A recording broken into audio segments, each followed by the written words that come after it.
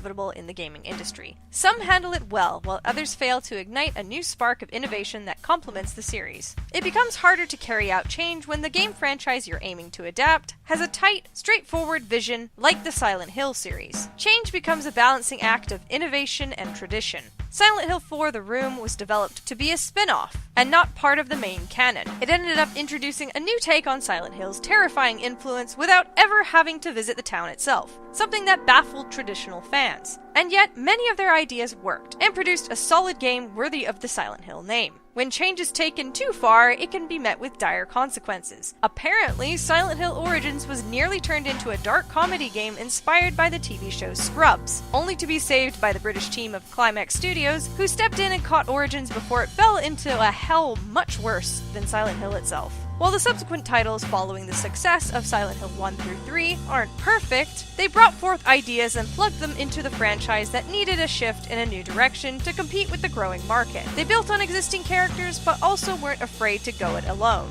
They expanded on areas that the fan base craved, but injected new, fresh ideas into the series. And they still pulled off some amazing creature designs, of one I absolutely love. So what does the layout of this video look like? We will tackle the following topics: the story of Silent Hill 4: The Room, Origins, Homecoming, and Downpour, symbolism including creatures and monsters, items and documents, and the other world. Following that is themes and connections, development, and influences and references. I would like to give a big thank you to Survival Horror Network for letting me use their videos for this game analysis. It's hard finding good quality videos with no commentary. Alright, let's get started, shall we?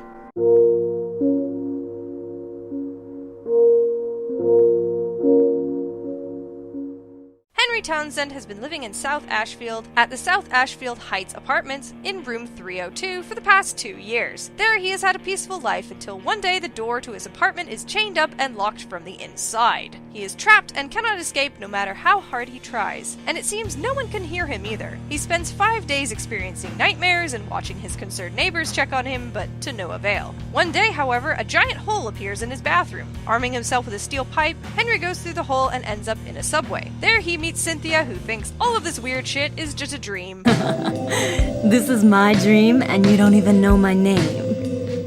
It's Cynthia. She wants to find a way out, and you both go about doing that until she suddenly needs to go to the toilet to puke. While waiting for Cynthia to finish, Henry witnesses some creepy-looking dogs emerge from the men's toilet, complete with a panther's stalk noise.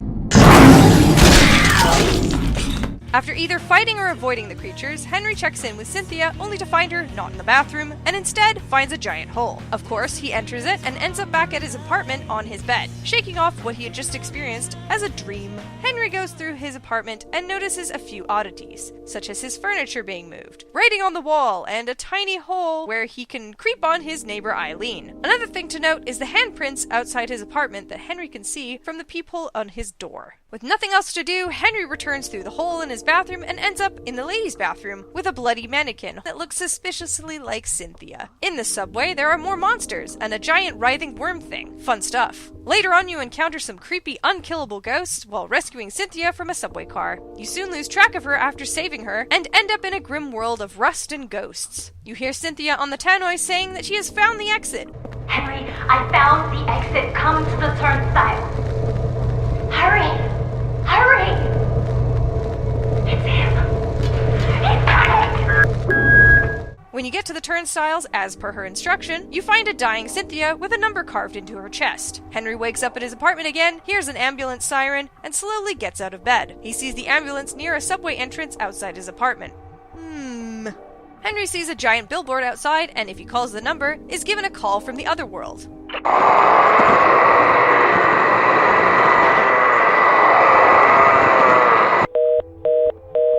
Creepy. This is when the red journals from the previous tenant of room 302 begin to appear, detailing a journalist investigating a suspicious cult. There's a scene with the superintendent, Frank Sunderland, sweeping the floor, another creep session on Eileen, ending with another trip into the bathroom hole, which is getting bigger.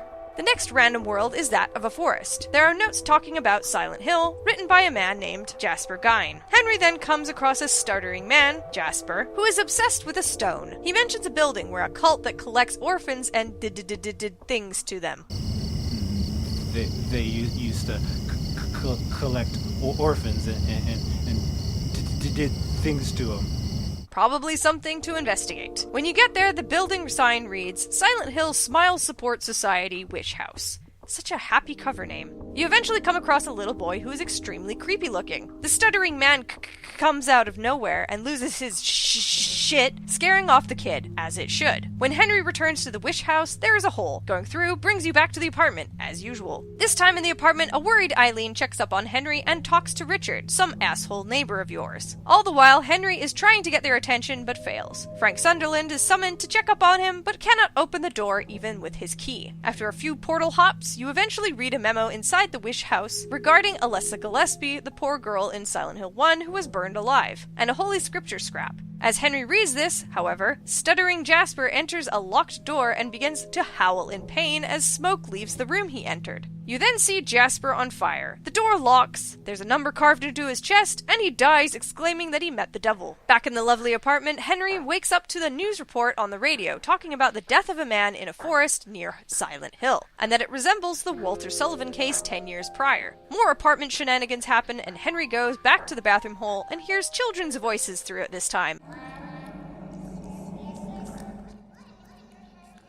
Lovely. Henry ends up in a strange water prison world where he can hear a man screaming that he's down here. After lots of confusing running, draining water, solving a surveillance puzzle, and facing the enemy twin victim, a creepy baby-faced, mashed-up, hulking thing that points at you when it sees Henry, he eventually comes to meet a crazy dude, later named Andrew DeSalvo, talking to that creepy kid from the wish house. Henry asks the guy who the kid is, and he says the kid is Walter Sullivan. Andrew worked at Wish House, which he says was a creepy religious cult, and that Walter loved their messed up shit. Soon after, Andrew's body is found in the water with more numbers carved into his chest. Back to the apartment, more crazy shit starts popping off, and a few more bits of paper make their way to Henry that start piecing together that all the shit that he's experiencing is the murder spree of Walter Sullivan. In the bathroom, there's blood and a crying woman coming from the creepy hole.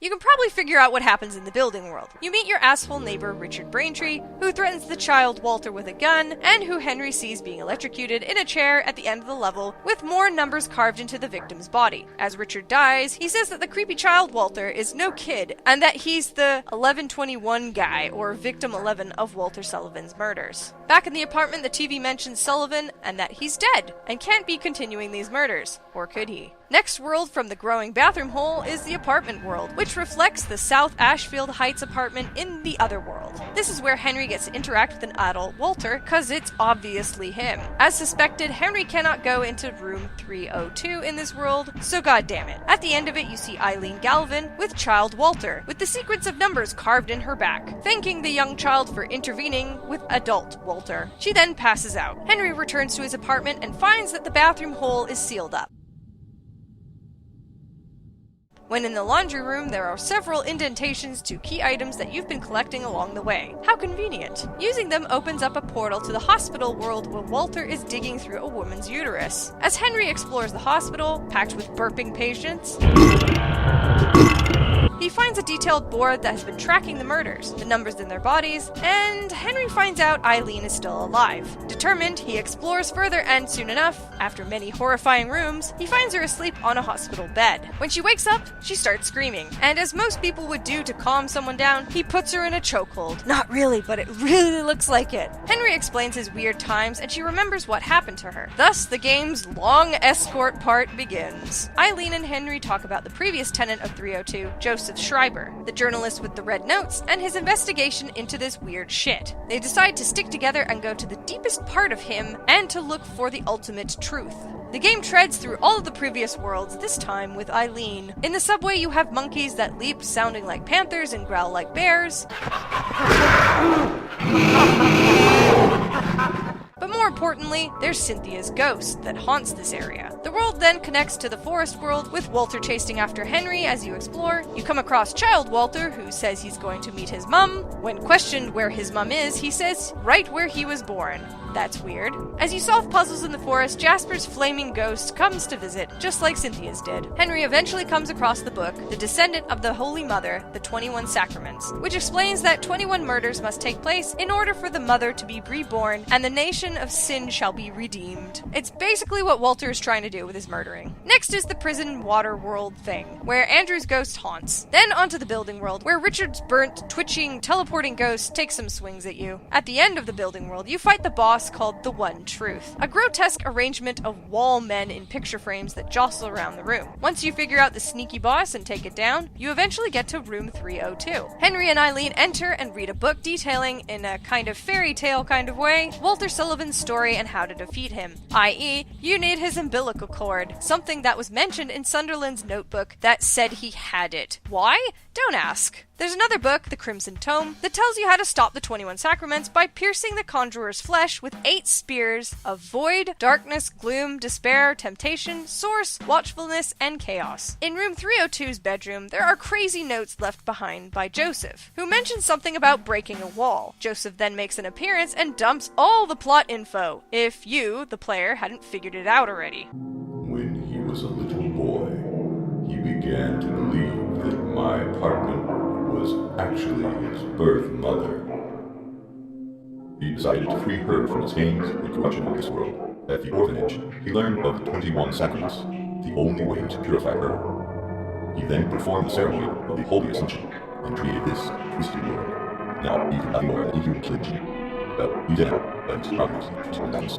His boy desire to earn the good mother as a man. Now, I saw the manifest of his will, and soon he learned official work, the 21 Sacraments.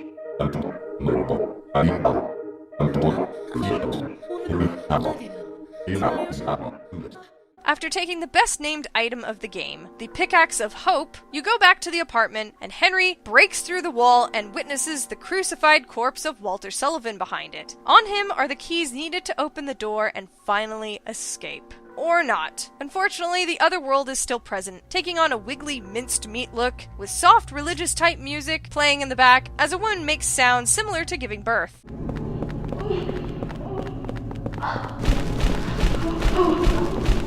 What fun! Oh, and you meet up with Eileen again. Yay. So you get the umbilical cord, Henry has a headache, Eileen gets magically brainwashed and leaves. A bell starts tolling as Henry navigates his way through the apartment world.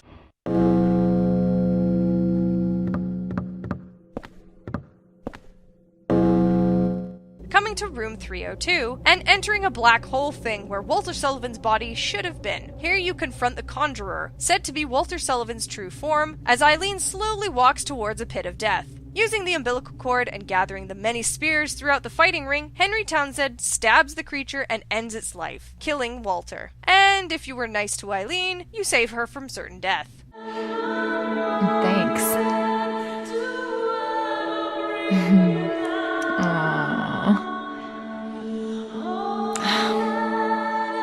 Guess I'll have to find a new place to live, huh?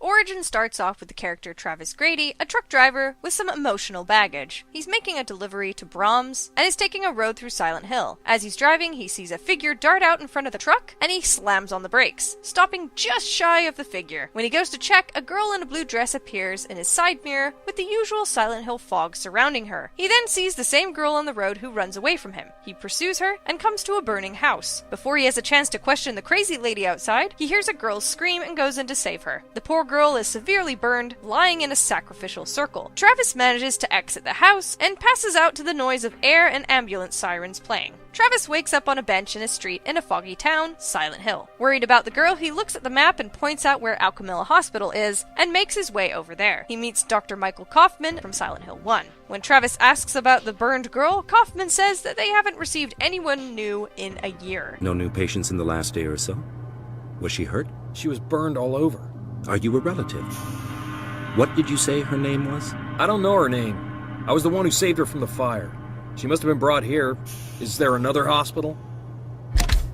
I'm sorry. Perhaps someone in reception could help you. That's pretty weird. He quickly dismisses Travis and disappears up an elevator. Travis follows, only to find a clearly messed up nurse who attacks him. Grabbing a nearby hammer, he beats the shit out of her. When Travis looks around, he finds a note about a burn victim and a giant mirror that holds the image of the girl from earlier. When Travis touches the bloodied hand, he is transported to the hospital's other world, a gory, decayed version of the normal hospital. Eventually, he comes across the Jacob Ladders creature,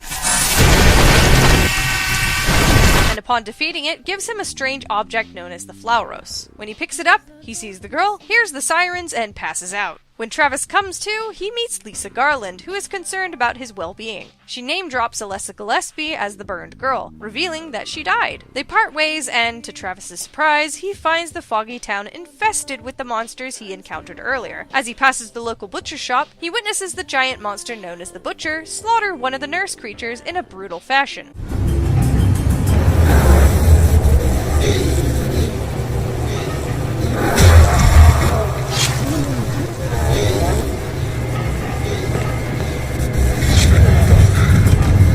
After leaving through the back entrance, Travis makes his way to the Cedar Grove Sanatorium. Travis encounters Dahlia Gillespie, who straight up admits that it was her house that burned down and that it was her daughter who was left to burn there. She calls Travis by his name and warns him not to trust what Lisa Garland says about Alessa being dead. Alessa is with those who care for her.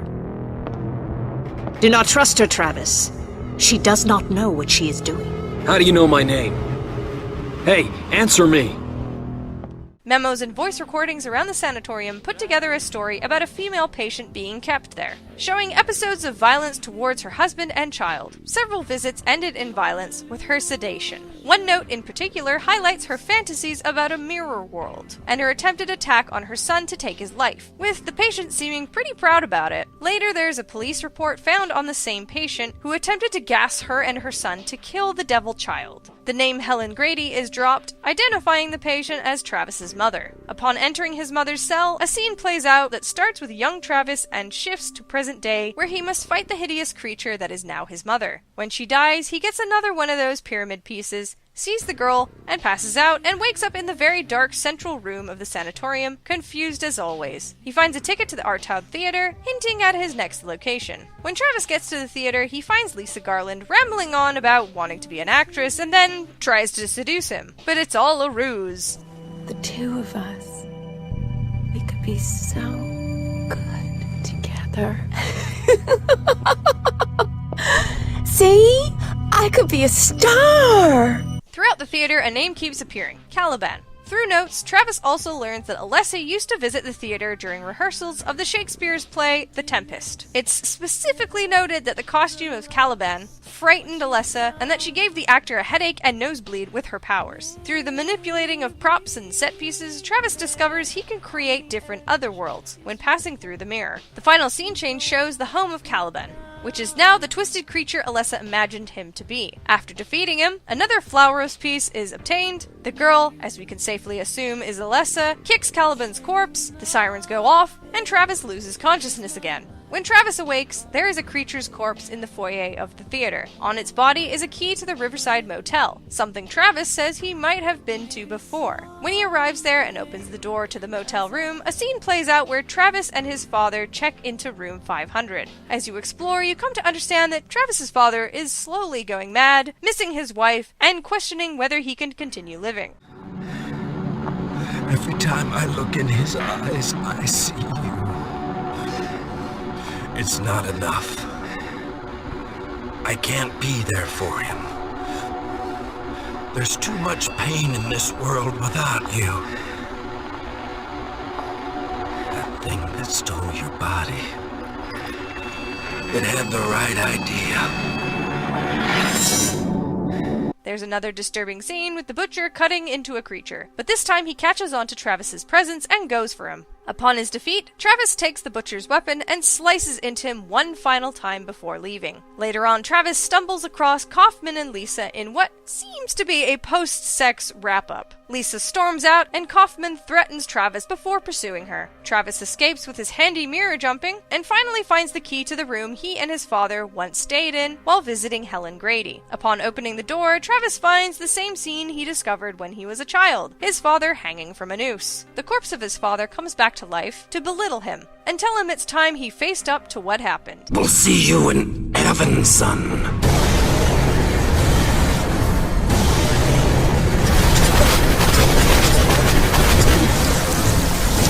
A boss fight ensues with the sad dad, and Travis obtains another piece of Flauros. Alessa appears, sirens play, and Travis collapses. He wakes up in the basement of the hospital and finds the centerpiece of the Flauros puzzle Travis has been collecting from bosses he fought. He reassembles it, Alessa appears, and then walks off. When exiting the hospital, Travis is confronted by Dahlia, who says he broke the spell, and she seems pretty pissed off.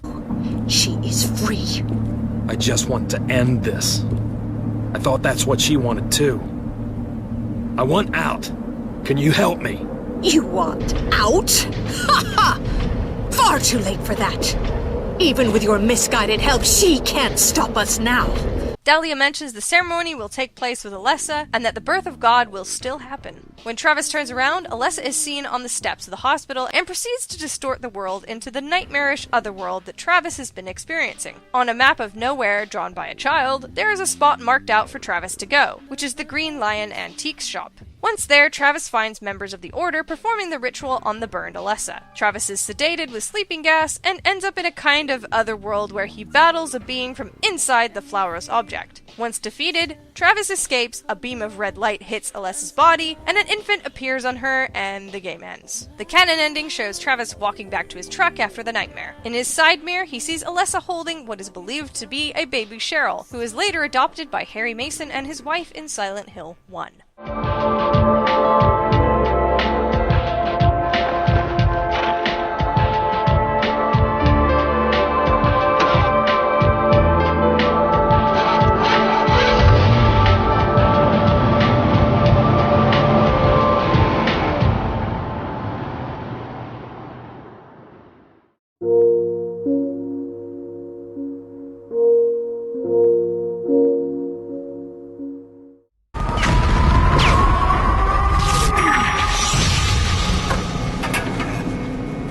Explosions and gunfire ring out as our protagonist is wheeled around on a gurney, heading for an unknown destination in a weird and creepy hospital. The protagonist, Alex Shepard, is rightfully freaking out as he passes cruel shadows that depict some forms of torture performed on patients. Once left alone, the doctor who has taken Alex into the room is immediately stabbed outside the door by something. Breaking the restraints on the gurney, Alex makes his way through the hospital, finding a small child who he calls Josh, drawing a picture behind a barred gate. When Alex opens the door, Josh runs away. As he picks up a knife lodged in a mirror, the world shifts into the other world, a rusted, dingy place where a crazed nurse attacks him. He later finds Josh again, who requests his toy rabbit. Once you get it, the little shit runs away again. When Alex pursues the kid into an elevator and rides it, a giant knife comes out of the seam and stabs him, waking him up from his dream. We are greeted to the familiar face of Travis Grady, who is giving Alex a lift home to Shepherd's Glen. What a nice guy. Upon arriving home, things are a bit unsettling and foggy. On his way home, he runs into Judge Holloway, who seems friendly enough. Alex? Judge Holloway. Hey. I didn't know you were home. Does your mother know? She didn't say anything. No, I haven't talked to her. Actually, I haven't really talked to anyone. I'm not planning on sticking around for long. Oh. Well. Mentioning her daughter Elle, who Alex grew up with. She emphasizes on visiting his mother and then bids him farewell. When Alex arrives home, his mother is in a catatonic state, sitting in a chair with a dead and disturbing look on her. She asks him what he's doing here. Not the best greeting from your own mother. Alex begins to ask where everyone in the town is, as it's all boarded up and quiet. He also asks where Josh is, and his mother says his father has gone to look for him. Alex tells his mother that he'll find Josh, and for her to not worry, sneakily taking the revolver on her lap as he does so. What was that?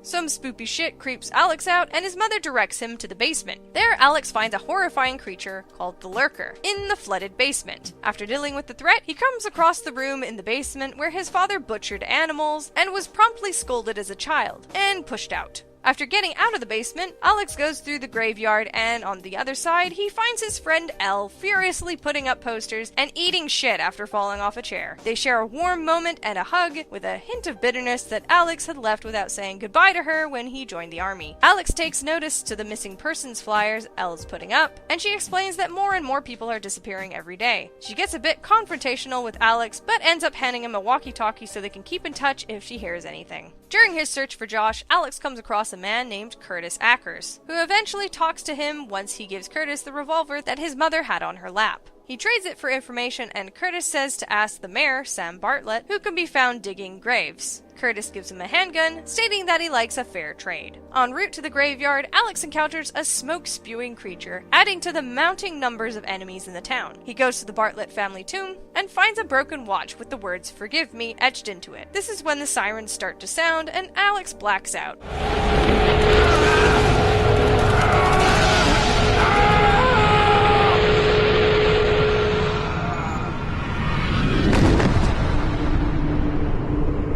Alex awakens in the town of Silent Hill, the neighboring town to Shepherd's Glen. Strange. Here he encounters his brother again, who runs into a nearby motel. Alex searches for his brother through the dilapidated building and comes across the boogeyman, who acknowledges Alex but shuffles along. Josh continues to be a dick. Alex falls into a hole and gets dragged back into the other world as the physical world around him peels away as it did before. Alex meets with Sam Bartlett, the mayor Curtis mentioned, who is looking very sane. When the topic of Sam's missing son Joey comes up, he gets annoyed and chugs his wine. Alex shows him the watch he found, and Sam tosses it onto the floor, spouting off that basically shit is fucked, and that he, Alex, shouldn't have come back. Something has come. Taken everyone away. You can't stop them. They'll get you too. Who's taking them? What are you talking about?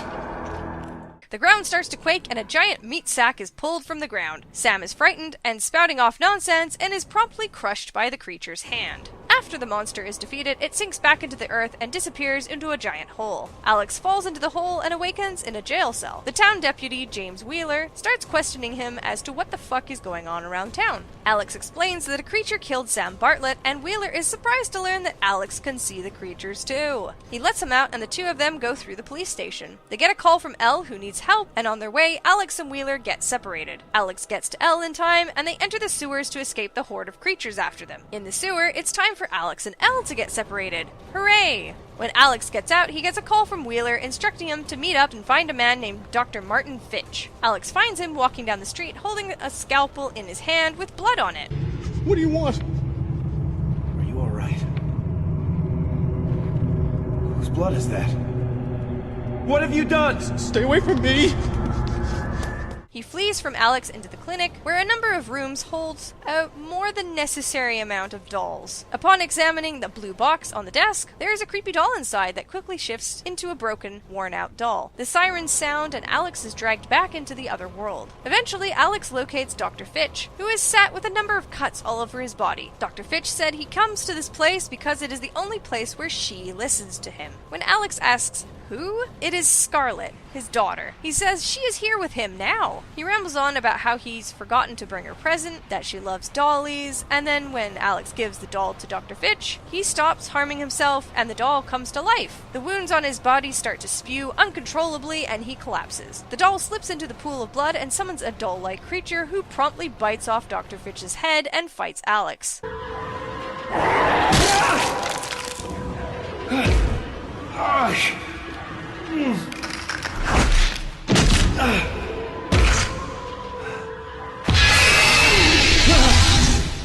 Cue a terribly lame transition, and Alex wakes up in the dolly room, puking up either blood or just some black gunk. There, he finds a key that leads him to Town Hall. At the end of an underground passage, Alex finds a ceremonial dagger that he recognizes as a door handle from his home. He also finds the name of the Shepherd's Glen founding families, Shepherd, Holloway, Fitch, and Bartlett, along with the ancient texts that detail the pacts they made with a god or something. Oddly enough, the portrait of the Shepherd family ancestor has been taken down. Knowing that the ceremonial dagger is the key to the room his father told him to never go in, Alex returns home and uses the dagger on the door, finding a key to the attic. Up there, Alex sees a flashback of his father giving Joshua the family ring and to not tell anyone, not even his brother. Inside a desk, a letter details how the Order is taking people and killing them. It also explains the evil shit in Silent Hill. When Alex confronts his mother downstairs, she says she knows nothing about Silent Hill when he claims he knows. And shortly after that, Lillian is captured by the Order and Alex is beaten up.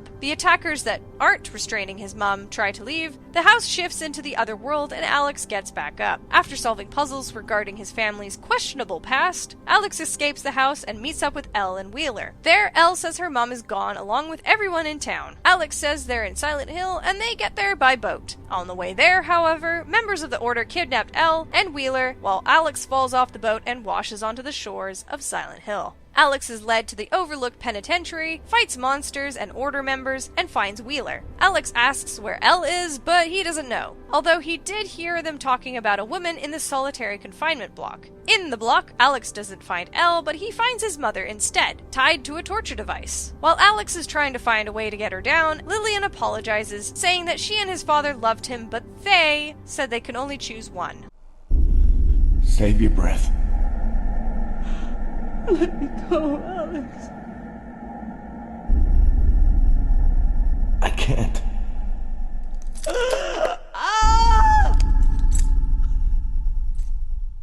It hurts so much.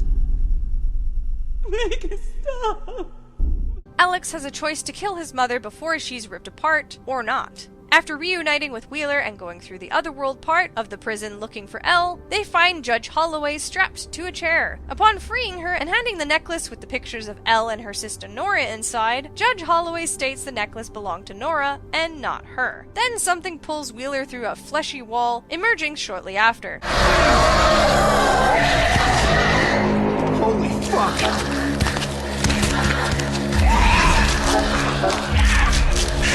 Revealing a caterpillar with hands tight over its face. It fights Alex, and after he pries the hands covering the mouth away, it dies. Josh randomly runs into a nearby room and Alex pursues. Alex finds himself in a church where he speaks with a shadowy figure in a confessional booth. He talks about the son he treated terribly and neglected in an attempt to make the sacrifice easier on him mentally, explaining that if his son didn't know love and joy, it would be easier to kill him. Alex chooses to forgive the figure, strongly hinted at being his dad, or not. Later on, Alex finds his dad in a similar predicament to his mother. His father says he can't save him and that he needs to get out of there. A shocking discovery is made when Adam says Alex still wears his dog tags. Alex is confused and say, "They're mine." Adam tells him that Alex was never a soldier, that he's never seen war, and that he's been in a mental hospital ever since the accident. Adam then reveals that he has the family ring in his possession, the same one he gave Joshua. I never meant to hurt you, son. I had to make a choice. And now I'm paying for it. We all are. Alex's father is then promptly cut in half by a pyramid, the boogeyman.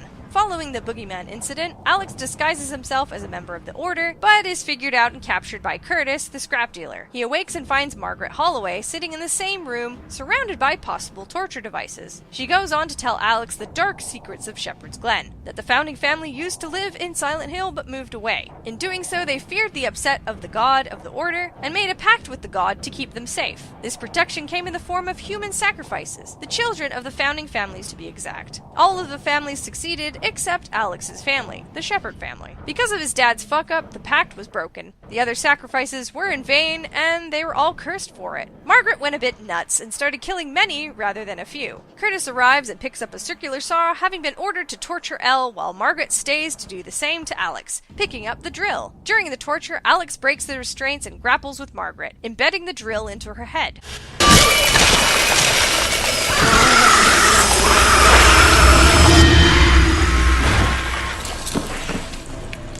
Alex runs around and finds Elle being tortured by Curtis, fights him off, and saves her. The two of them finally find Wheeler with a bunch of knives in his body. They have the choice to pull out the knives and save him with a medical kit, or leave him. Regardless of the choice, Alex goes on alone to find Josh and end this madness. In a deep part of the facility, there is a sacrificial tomb chamber thing with the 4 families, each containing a tomb with a plaque of names on it. The names are the children sacrificed for the god, with the shepherd's family plaque showing Alex's name, designating him as the sacrifice they chose. Upon seeing this, Alex is thrown into a flashback, where he's seen rowing Joshua in a boat. After some lame teasing, Dad thinks you're a little baby who can't do anything on his own.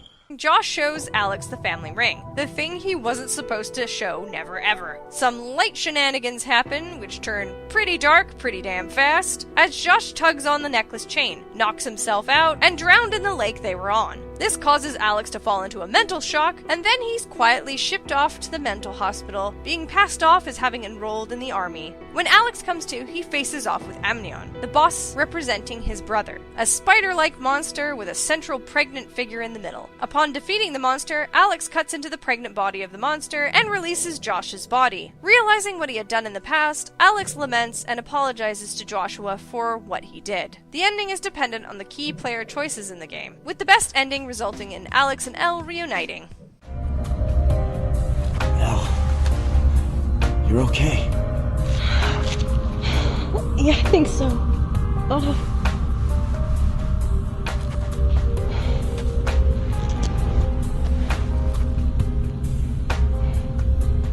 What did you see in there? What I needed to.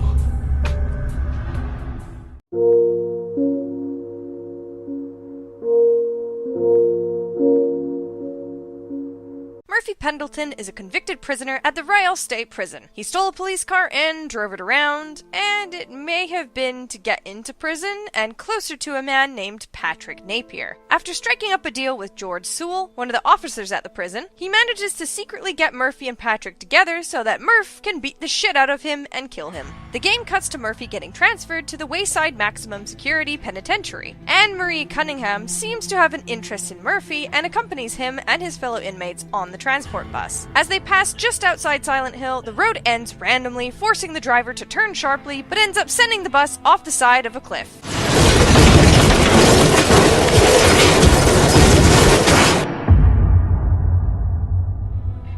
When Murphy wakes up, he's in a forest and decides to escape. He's intercepted by Anne, who tries to arrest him but slips into a chasm, holding onto the edge for dear life. Murph can save her or leave her, but either way she ends up falling into the rift. Murphy ends up on the outskirts of Silent Hill and meets a mysterious mailman who gives cryptic answers to Murph. But to each his own. Look, I don't want any trouble. Just point the way out of town, and I'll keep right on going. Now, who said anything about trouble? Just trying to be helpful, son. Name's Howard, by the way. He tells him that the best way to get out of town is the nearby Skytram. During their conversation, Murph sees a wheelchair-bound man in the window of a nearby house, but the mailman fails to see what he sees. In the Devil's Pit Stop diner, Murph accidentally starts a fire when trying to fix a gas leak and causes the world to shift into the otherworld, full of clocks and waterworks and prison stuff. In this flooded otherworld, Murph faces off with the Void, which tries to suck him in and consume him. After a series of obstacles and running, Murph escapes and is back in the normal diner, free from the weird otherworld. Outside the diner, Murph finds Sanchez, another escaped convict who seems to be attacking a helpless woman. When Murphy stops him, it turns out that it was a monster and it kills Sanchez. Let go, asshole, you don't understand!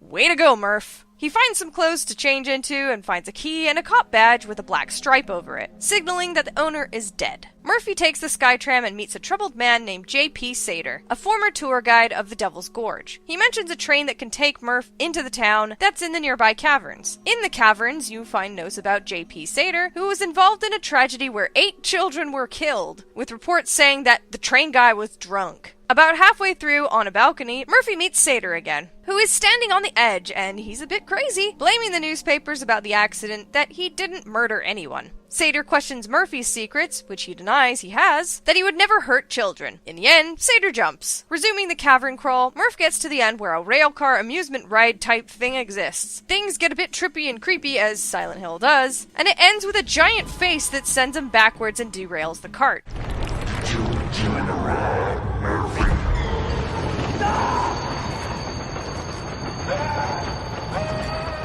He wakes up and finds Anne, super pissed off with him and threatening him with a gun. She searches him, finds the police badge, and becomes distraught, nearly executing him right there and then. Instead, she ends up crying and Murph just leaves her alone. Wandering around Silent Hill, Murph ends up taking shelter from the rain in the Hilltop apartment building, where he hears a radio broadcast from DJ Bobby Ricks, addressed to Murphy himself. Which this next one goes out to Murphy Pendleton, a lost soul on a stroll. You keep on keeping on, bro, and your pal DJ Ricks will do the same, playing the music y'all want to hear.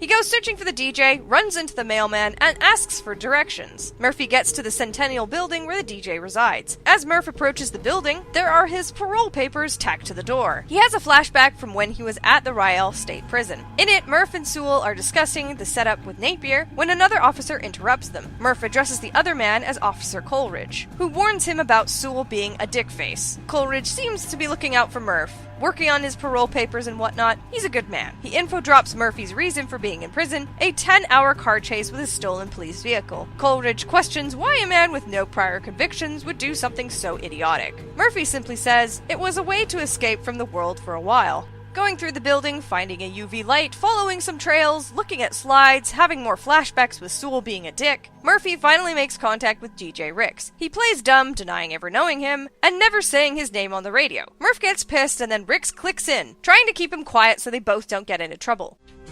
No one might be listening. You understand? Thank God someone finally heard me.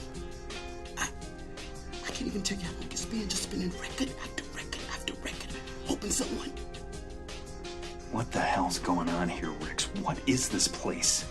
He whispers his plans that he has a boat, but the keys are missing. Murph says that he'll hotwire it, but Rick says weird shit in this town prevents those kind of things from happening. Even his phone only receives calls and never makes them. As shown to Anne, who bursts in wanting to murder Murph. Suddenly, monsters! They kidnap Ricks and Anne, leaving Murph to fend for himself in the other world of this prison. The Void makes an appearance again. Murph falls down a water slide, ends up on a face of a clock tower, has a vision of the prison and falls into oblivion, waking up on a bench in the streets of Silent Hill, Travis Grady style, but not before having visions of a child with kid laughter in the background. The mailman delivers a letter to Murph as he's just lying on a bench there. The letter is inviting him to the St. Maria's Monastery, an orphanage.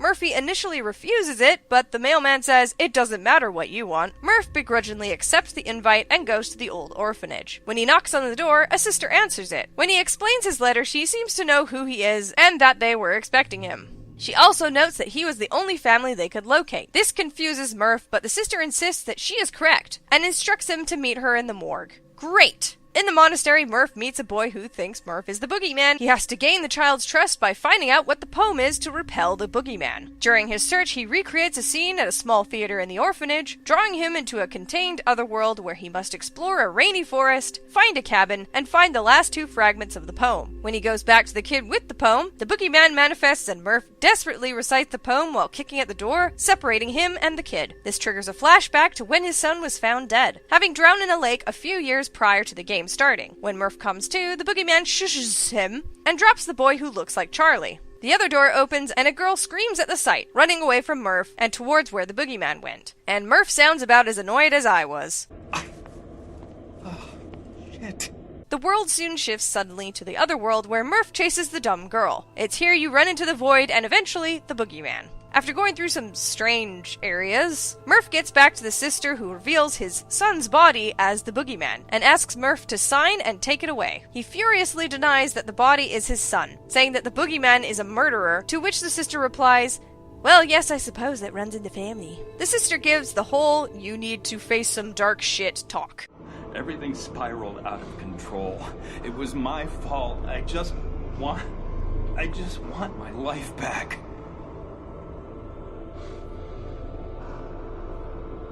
Revenge is a long, treacherous road, isn't it, Mr. Pendleton? Where do you suppose it ends?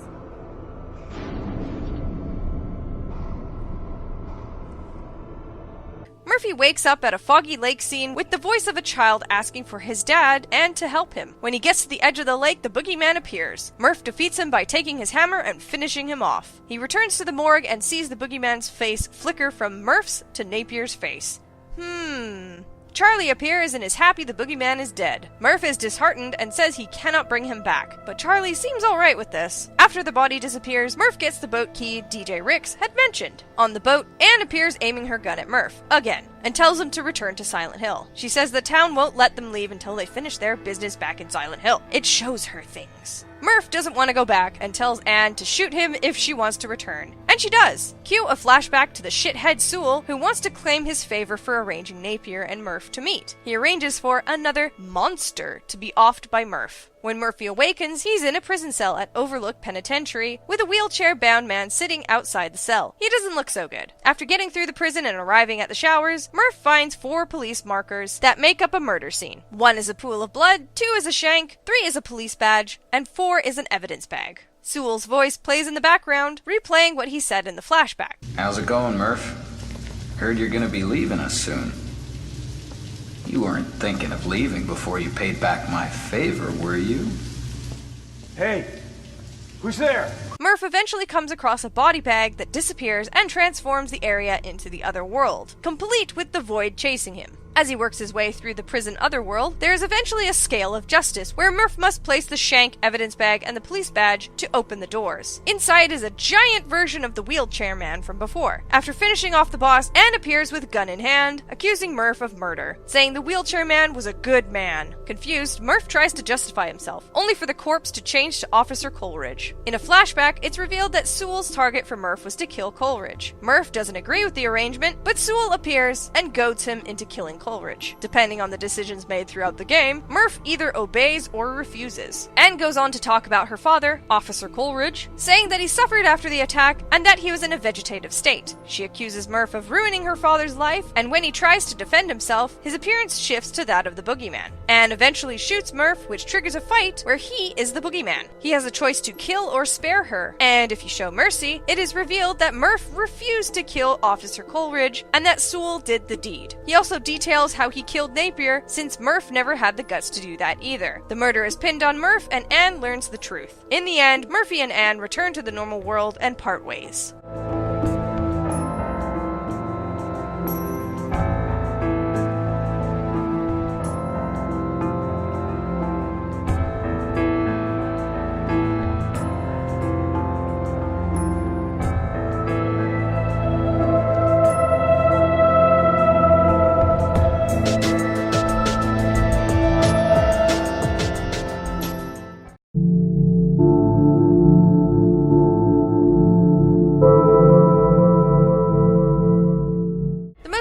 Creature found throughout Silent Hill 4 are the numerous ghosts that were the victims of Walter Sullivan's obsession with completing the 21 Sacraments. They can be separated into old type ghosts, ones that died before Henry Townsend's involvement, and new types that he had interacted with before their demise. The old types we know are Jimmy Stone, Victim 1, Steve Garland 4, unrelated to Lisa Garland, Eric Walsh 10, Peter Walls 12, Sharon Blake 13, and Toby Archbold 14. The new types were Cynthia Velasquez, Victim 16, someone who had run into Walter before her eventual death. Jasper Gine, 17, a man fascinated by the mythology of the Order. Andrew DeSalvo, 18, a guard at the Wish House Orphanage and Water Prison. And Richard Braintree, number 19, the guy who spotted Walter when he was a kid visiting the apartment and was possibly the man responsible for him being barred from seeing his mother, aka Room 302. Of course, there is the 11th victim being Walter Sullivan himself. Keeping in line with the victims of Walter Sullivan, we come to, not a ghost, but the twin victim creature. A creepy double baby-headed monstrosity that was meant to portray the victims 7 and 8, twins named Billy and Miriam Locane, who were mentioned back in Silent Hill 2. Though, as to why the twin victim appears multiple times isn't quite fully understood. It could be connected to Walter's strange understanding of what his mother is and the concept of children and birth. The next next creature, Bottom, is a strange one. Again, the symbolism of childbirth is apparent in this one, showing a head emerging from the bottom of a malformed torso. What's weird about them is that they only attack Henry when he's near them, and when he's not, they point at him and whisper the word receiver over and over again. The twin victim also points, but charges and attacks after doing so, while this one does not. It is also stated that Bottom represents Walter's hatred for his parents abandoning him, seeing as it appears in only the apartment building sections. The patient, a disfigured looming monster, seems to have a plethora of meanings behind it. One is that its name, Patient, is usually someone who is being seen by a doctor. The doctor in this case could be Walter Sullivan, curing and saving his patients by enacting the 21 sacraments. There are bloodstains around the womb area, staining their hospital gowns and suggesting, again, childbirth and his hatred for his biological mother,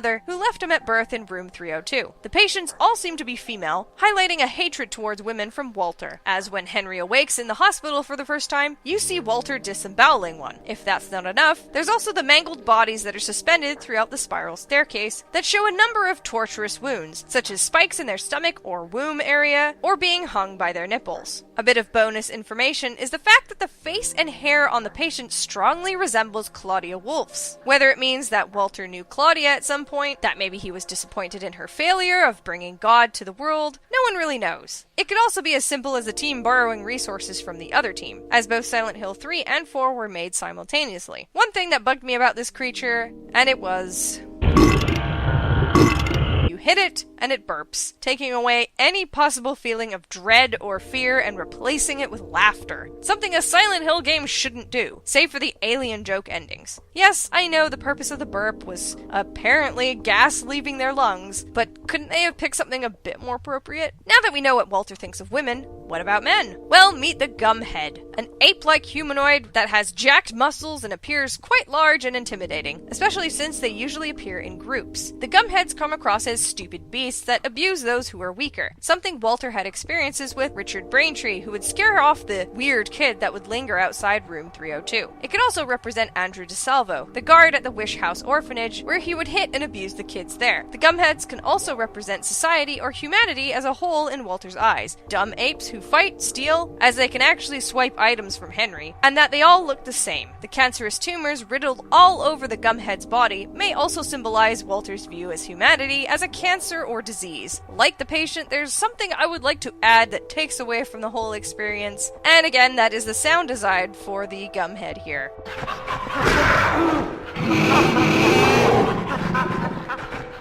It sounds like an ape, leaps with a panther noise, and growls like a bear. I mean, if confusion was the aim, I'll just shut my dumb mouth. Next is the sniffer creature, a mangy dog with a long tongue. The gender of the sniffer creature can be determined by the color of its tongue, with red being male and purple being female. Why we need this detail? Who knows? Anyways, they reference Walter's fear of dogs, as the pet shop he visited in his childhood was not a fun one, with him being nearly bit by a dog. It is also highly likely that it is a reference to the pet shop that belonged to Steve Garland, victim 4, as he owned one. The sniffer dogs tend to make a lot of different sounds, with a panther sound being made when dying as the most prominent one. It is said that the noises are a collaborative sound of all animals that were in the pet shop. And just to add childbirth in there, their tongues can somewhat resemble an umbilical cord. The greedy worm, something seen in 3 of the 6 worlds, may symbolize the umbilical cord, but the name seems to hint at Walter's feelings as if he was a lowly parasite to his biological mother, with the cord being the greedy worm that stole nourishment from her. Strange, but possible. The creepy re-dead looking hands, known simply as toadstools, are just that. Fungi are symbols of spreading decay and death, but if you want, you can see them as an umbilical cord yet again, as the cord leaches nutrients from what they're attached to. It's a stretch, I know. Tremors are leeches that can be found feeding on guts and gore throughout the worlds. While there seems to be no immediate connection to leeches, there is a small bit of information regarding Andrew DeSalvo's victim files on the Silent Hill 4 website that says, "My room is on the 2nd floor, and I had to drink something with black things in it. I hid the sword with the triangle handle under my bed. That guy, the fat one, took the basement key. Next time I'll stick this triangle sword into that pig and take the key." It would seem that Andrew made the kids drink leeches from the black things part, which could connect it to Walter Sullivan, as it was probably done on him.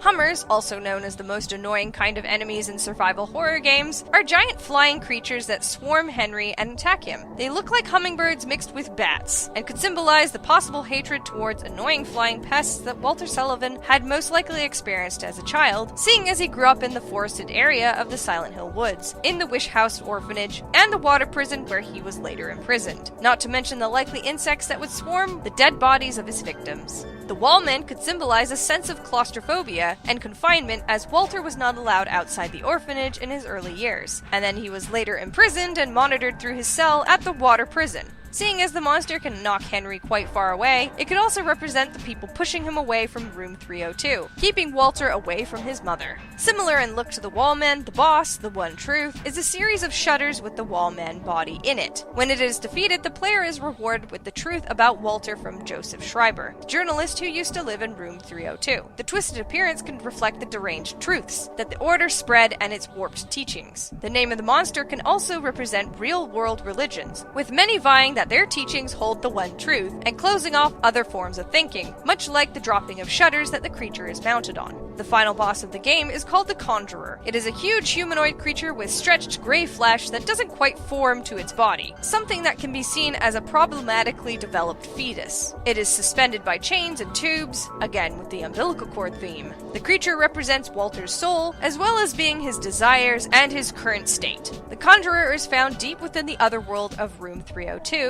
which we all know is what Walter thinks is his mother. That said, it can be seen as Walter returning to his mother's womb. The artwork for this creature is much more frightening than the game rendered one.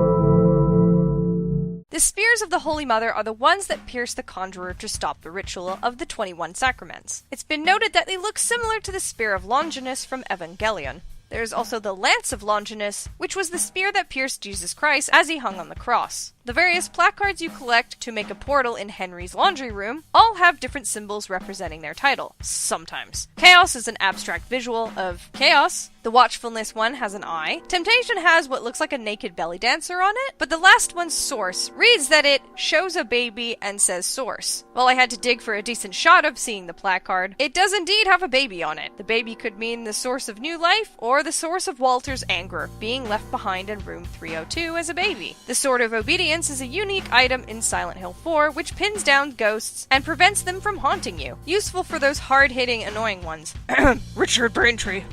The sword has an upright triangle at its hilt. In a religious context, triangles can mean many things, such as the Christian God, the past, the present, the future, but the one that seems more closely related to the item's use is the upright triangle, meaning a strong foundation or stability. There's also the meaning of spirit, mind, and body, which the sword could symbolize as pinning down and subduing the ghosts. Then there is also the traditional meaning behind a sword. The sword symbolizes power, protection, authority, strength, and courage. Protection being the definite big one of those, as the Sword of Obedience protects Henry from the wandering ghosts. The Saint Medallion is a ghost warding item that Henry can equip to slow down the ghosts pursuing him. While very hard to see, there is no denying the similarities between the medallion and the depiction of Saint Alessa that can be found in the chapel belfry in Silent Hill 3. An interesting nod to connect Walter and Eileen is the shabby doll. It is said that when Eileen was 5 years old, she gave her toy doll to Walter to cheer him up. This was when Walter was homeless, and it was the only act of kindness he experienced in his life. This is probably why he thinks of Eileen so highly, selecting her to become the Mother Reborn. First introduced in Silent Hill 3, Robbie the Rabbit was a creepy pink bunny mascot for the Lakeside Amusement Park, where it serves as an unnerving presence. Silent Hill 4 continues with this theme for Robbie, and has it sitting on Eileen Galvin's bed throughout the game. As Henry peeps in to check on his neighbor, the rabbit does not move at first, but continuous observations show that the bunny does move, turning towards the hole from which Henry is spying from at one point. Henry can also see the rabbit's head floating outside the apartment at one point. There are a number of fairly important texts and documents scattered among the usual puzzle-solving notes in Silent Hill 4. The main plot of the game is explained in several different documents, all from varying perspectives. The first is the descent of the Holy Mother, the 21 Sacraments. This is what Walter Sullivan is trying to achieve. It talks about the rebirth of the Mother and how the nation of sin shall be redeemed and open paradise. Something Claudia Wolf from Silent Hill 3 was so eager to do.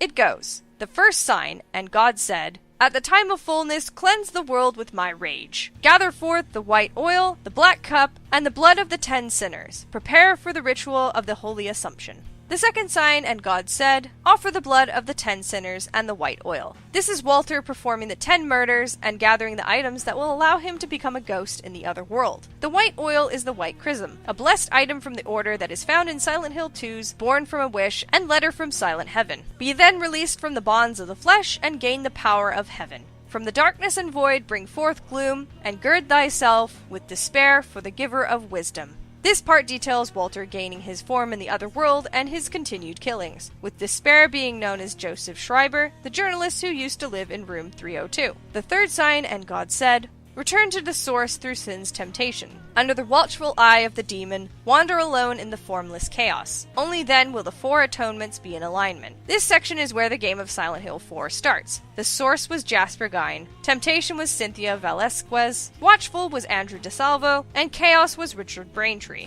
The last sign, and God said, separate from the flesh two, she who is the mother reborn, and he who is the receiver of wisdom. If this be done by the mystery of the 21 sacraments, the mother shall be reborn, and the nation of sin shall be redeemed. The mother reborn is designated to Eileen Galvin, whereas the receiver of wisdom is Henry Townsend. Henry can find the Crimson Tome that contradicts the Order's document on the 21 Sacraments and teaches him how to stop the ritual. It details that the descent of the Holy Mother is really the descent of the devil, that the 21 Sacraments are 21 heresies, and so on. But it says to stop the Conjurer, the final boss, Henry must pierce its flesh with 8 spears. Void, darkness, gloom, despair, temptation, source, watchfulness, and chaos, all of which can be found in the final boss arena. There are a series of diary entries collectively known as the Red Diary, which was written by Joseph Schreiber. He details his investigation into the mass murderer, Walter Sullivan, and follows the strange happenings until his death, hinting at plot points throughout the game.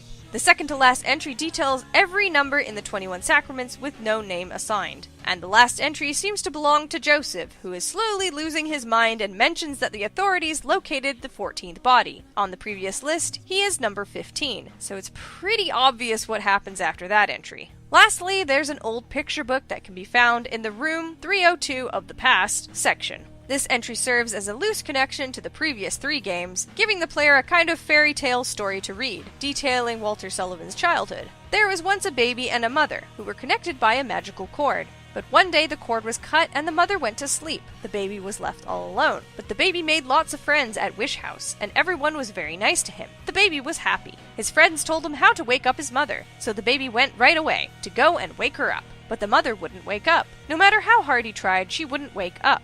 Because the one he was trying to wake up was actually the devil. The baby had been deceived. Poor baby. The baby cried and cried and cried. When he thought of the mother, he remembered the feelings of being connected to her through the magical cord. Just then, a ray of light came down from the sky. The light was very warm and made the baby feel good. When the baby looked into his hand, he saw that the magical cord was lying there. With the cord clutched in his hand, the baby went happily to sleep.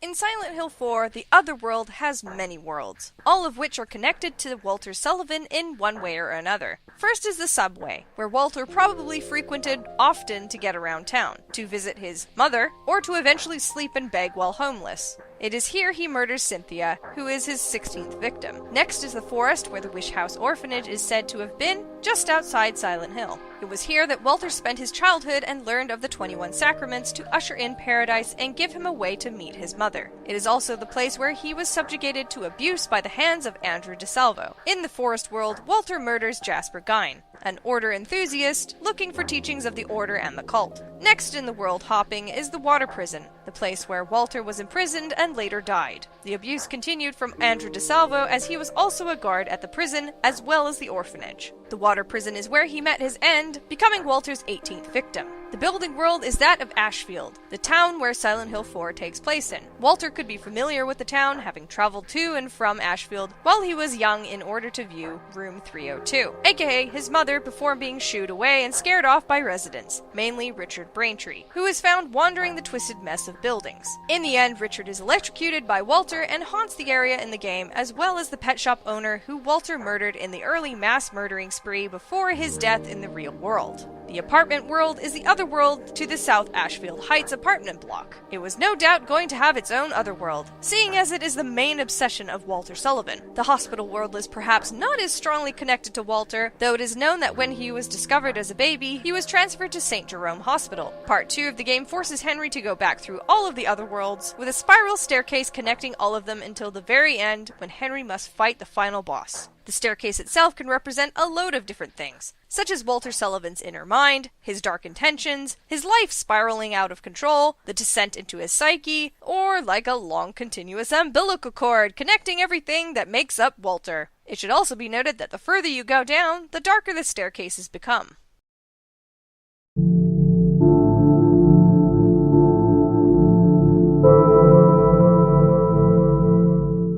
Much like Silent Hill 1 and 3, a lot of the creature symbolism relates to Alessa Gillespie, and her interests and fears, though a few of the creatures belong solely to Travis Grady for obvious reasons. As per usual with the sexy, disturbing nurses in Silent Hill, the ones found in Origins could represent Travis's possible sexual anxiety, something that was slightly hinted at the beginning of the game, where Travis mentions he just doesn't meet the right girls. Guess I just don't meet the right girls, bud. That and his occupation as a trucker doesn't allow for much time to spend with loved ones, as they make deliveries across the country. There is also the connection with the nurses to Alessa, in that she was hospitalized at the time of the game's events. The boss Caliban is based off the character of the same name from Shakespeare's play The Tempest. Caliban is the son of a witch hag and looks bestial in appearance, in some versions. That paired with Alessa's fear of dogs creates a hideous monster created from Alessa's fears and her general discomfort towards the costume used in the play that the theater was rehearsing with at the time. Interestingly enough, after you kill Caliban, Alessa is seen kicking the monster's corpse during the cutscene, something she does only for this specific creature. It has been hinted that the inspiration for the creature's appearance came from the character Colin from the Silent Hill movie. You know, the dude who comes out of the toilets and screams? Apparently Akira Yamaoka wanted to use his design in a future release. So here we are. The creepy hanging puppet monster known as Ariel is yet another reference to the Tempest. It's interesting to note that their feet are hands that hold onto their strings, a possible symbol of being in control of themselves, that they can release the strings that bind them, something Travis can't quite do regarding memories of his father. It could also be a hint at Richard Grady's fate. The reason why the Ariels are upside down could hint at Travis's childhood, with upside down meaning disorder and confusion in this case, seeing as he lived with a very mentally ill mother and had a depressed father who took his own life. It's safe to say that, yeah, there was a little disorder growing up for him.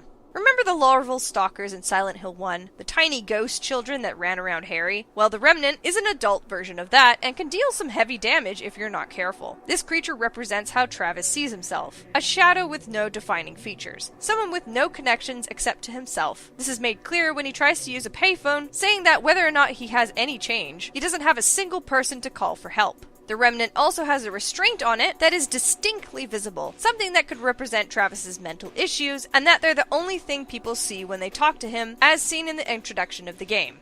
Travis, you messed up son of a bitch. What you doing on my road? An alternative take on the Remnant could symbolize Travis's fear of other patients at the sanatorium, where he secretly visited his mother. The enemy carrion has a whole load of different possible meanings. The skinned cow-looking creature could represent Helen Grady's fate. In a flashback in Cedar Grove, Travis's father says, "Oh Helen, you really are dead," with death meaning herself being dead and not her physical body. Seeing as carrion means the decaying flesh of dead animals, this could be Helen's decaying mental state. This is reinforced by the carrion's behavior, which is very erratic and is bent on harming Travis fairly violently. Since the front half of the creature is limp and not functioning, it is safe to say the head or brain is also not working, mirroring Helen's mental state. The obviously injured carrion could also pull at Travis's guilt for running over animals while driving his truck, but also for his sympathy for wildlife, which is supported in the Riverside Motel, where he views the taxidermy on the wall and it makes him feel bad.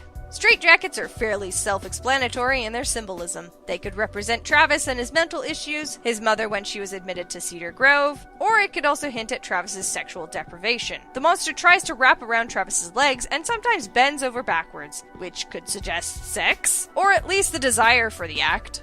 On the topic of sexual frustration, two-back looks like two humanoids having sex. Kind of like Abstract Daddy in the way that they're fused together, and there are clearly two bodies, but less so in that two-back seems consensual, if you can get that from this mess. This enemy appears most frequently at the motel, with motels having a reputation in films and shows for being sex sites. This is further cemented when you catch Lisa Garland and Michael Kaufman in a heart-shaped bed, just in case the hint wasn't blatant enough. If you want to take the Shakespearean view on interpreting creatures, in the play Othello, the description between Desdemona's sexual relationship with Othello states that they are making the beast with two backs. Two Back takes the phrase a bit too literally. Now we get into the juicy main bosses of the game. The boss, Malma, is Helen Grady, represented by Travis's memories of her. Helen's mouth is permanently open in what looks to be a scream, something she probably did a lot while raising Travis and while spending her time in the sanatorium.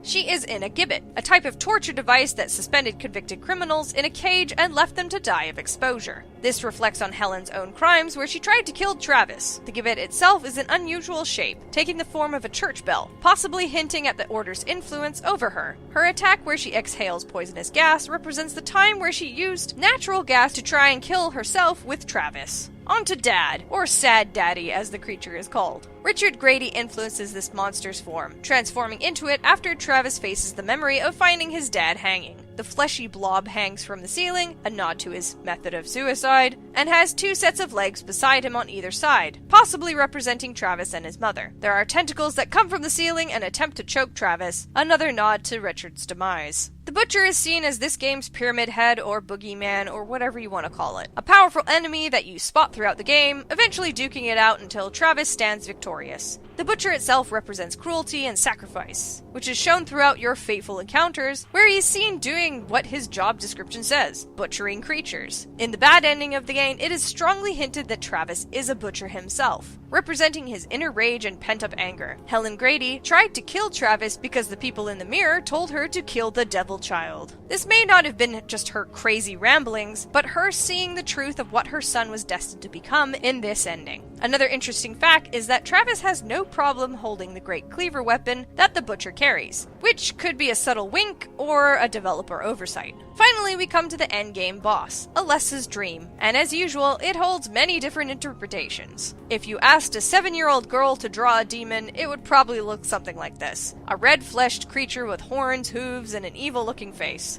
It could also be a collective vision of what the Order members thought God would look like. It could also represent Alessa's desire to show those the pain she had to go through, that the demonic abomination trapped within the Flauros was akin to Alessa being trapped in her burnt body, unable to move. Its ability to breathe fire may also be a shout-out to Alessa's burning. There is also the theory called the Zuchobara theory, a lesser god in the Order pantheon called the Red God. While Flauros is said to be a cage for demons, a memo before the boss fight debunks this whole theory by stating at the end that it may not be a demon inside, but God himself. Some food for thought. Seeing as there are definitely some parallels with Travis and Alessa, what with their abuse and suffering at the hands of their own mothers, a split personality emerging, as mentioned by notes and memos, Helen Grady's ramblings about the mirror turning out to be true, is it possible that the Order's god is influencing Helen? That the pain she inflicted on Travis was for the god? Seeing as the teachings of the sect of the Holy Women believe that a god born of pain and hatred would be more sympathetic? Perhaps the plot was for Travis to bring the god to the physical world. If that is the case, that would put quite a number of layers on the bad ending.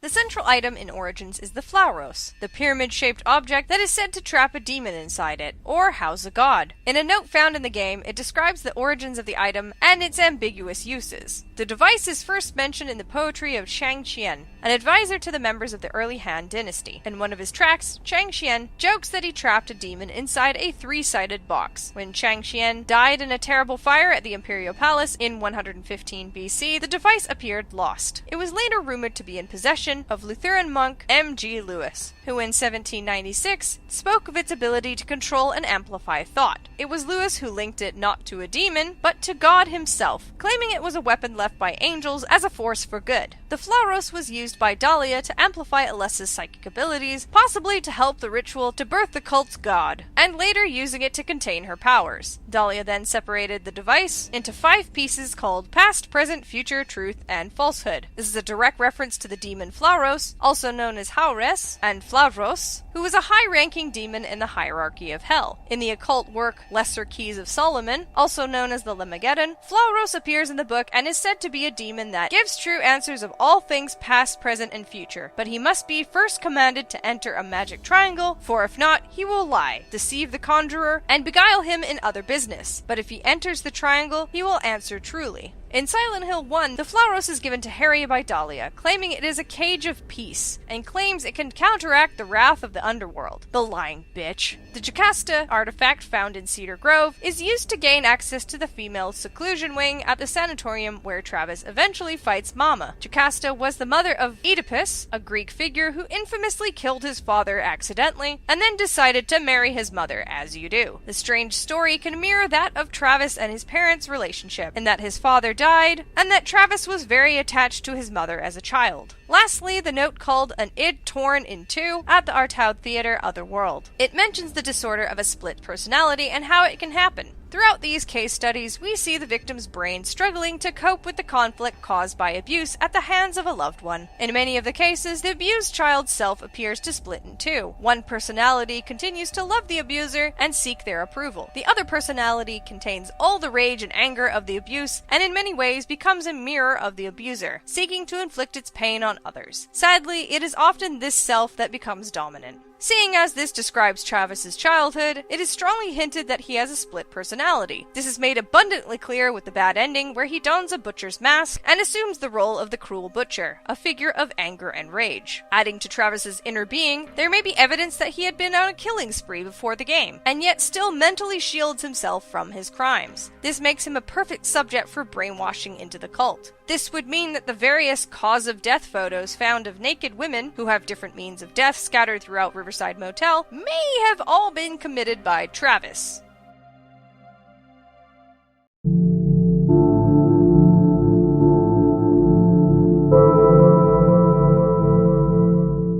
Remember how Helen Grady was obsessed with mirrors and claimed they were a gateway to a hidden world? Well, turns out she wasn't far off from the truth. In order for Travis to enter the other world, he touches a mirror to enter it. Unlike other Silent Hill entries where the entering and exiting of the other world was out of their control, Travis can travel between the two under his own free will. The world that awaits Travis takes on the form used in Silent Hill 1 and 3, containing lots of rust and lots of blood. This is most obviously due to Alessia Gillespie's influence, what with her burned body, her suffering, her fear of insects, and so forth. Some locations have a more rotten and decayed look to them, such as the sanatorium, where it is more centered around Travis Grady. It's also interesting to note that the nurses in the sanatorium are more green and rotten looking versus their versions in the theater, where they are covered in blood.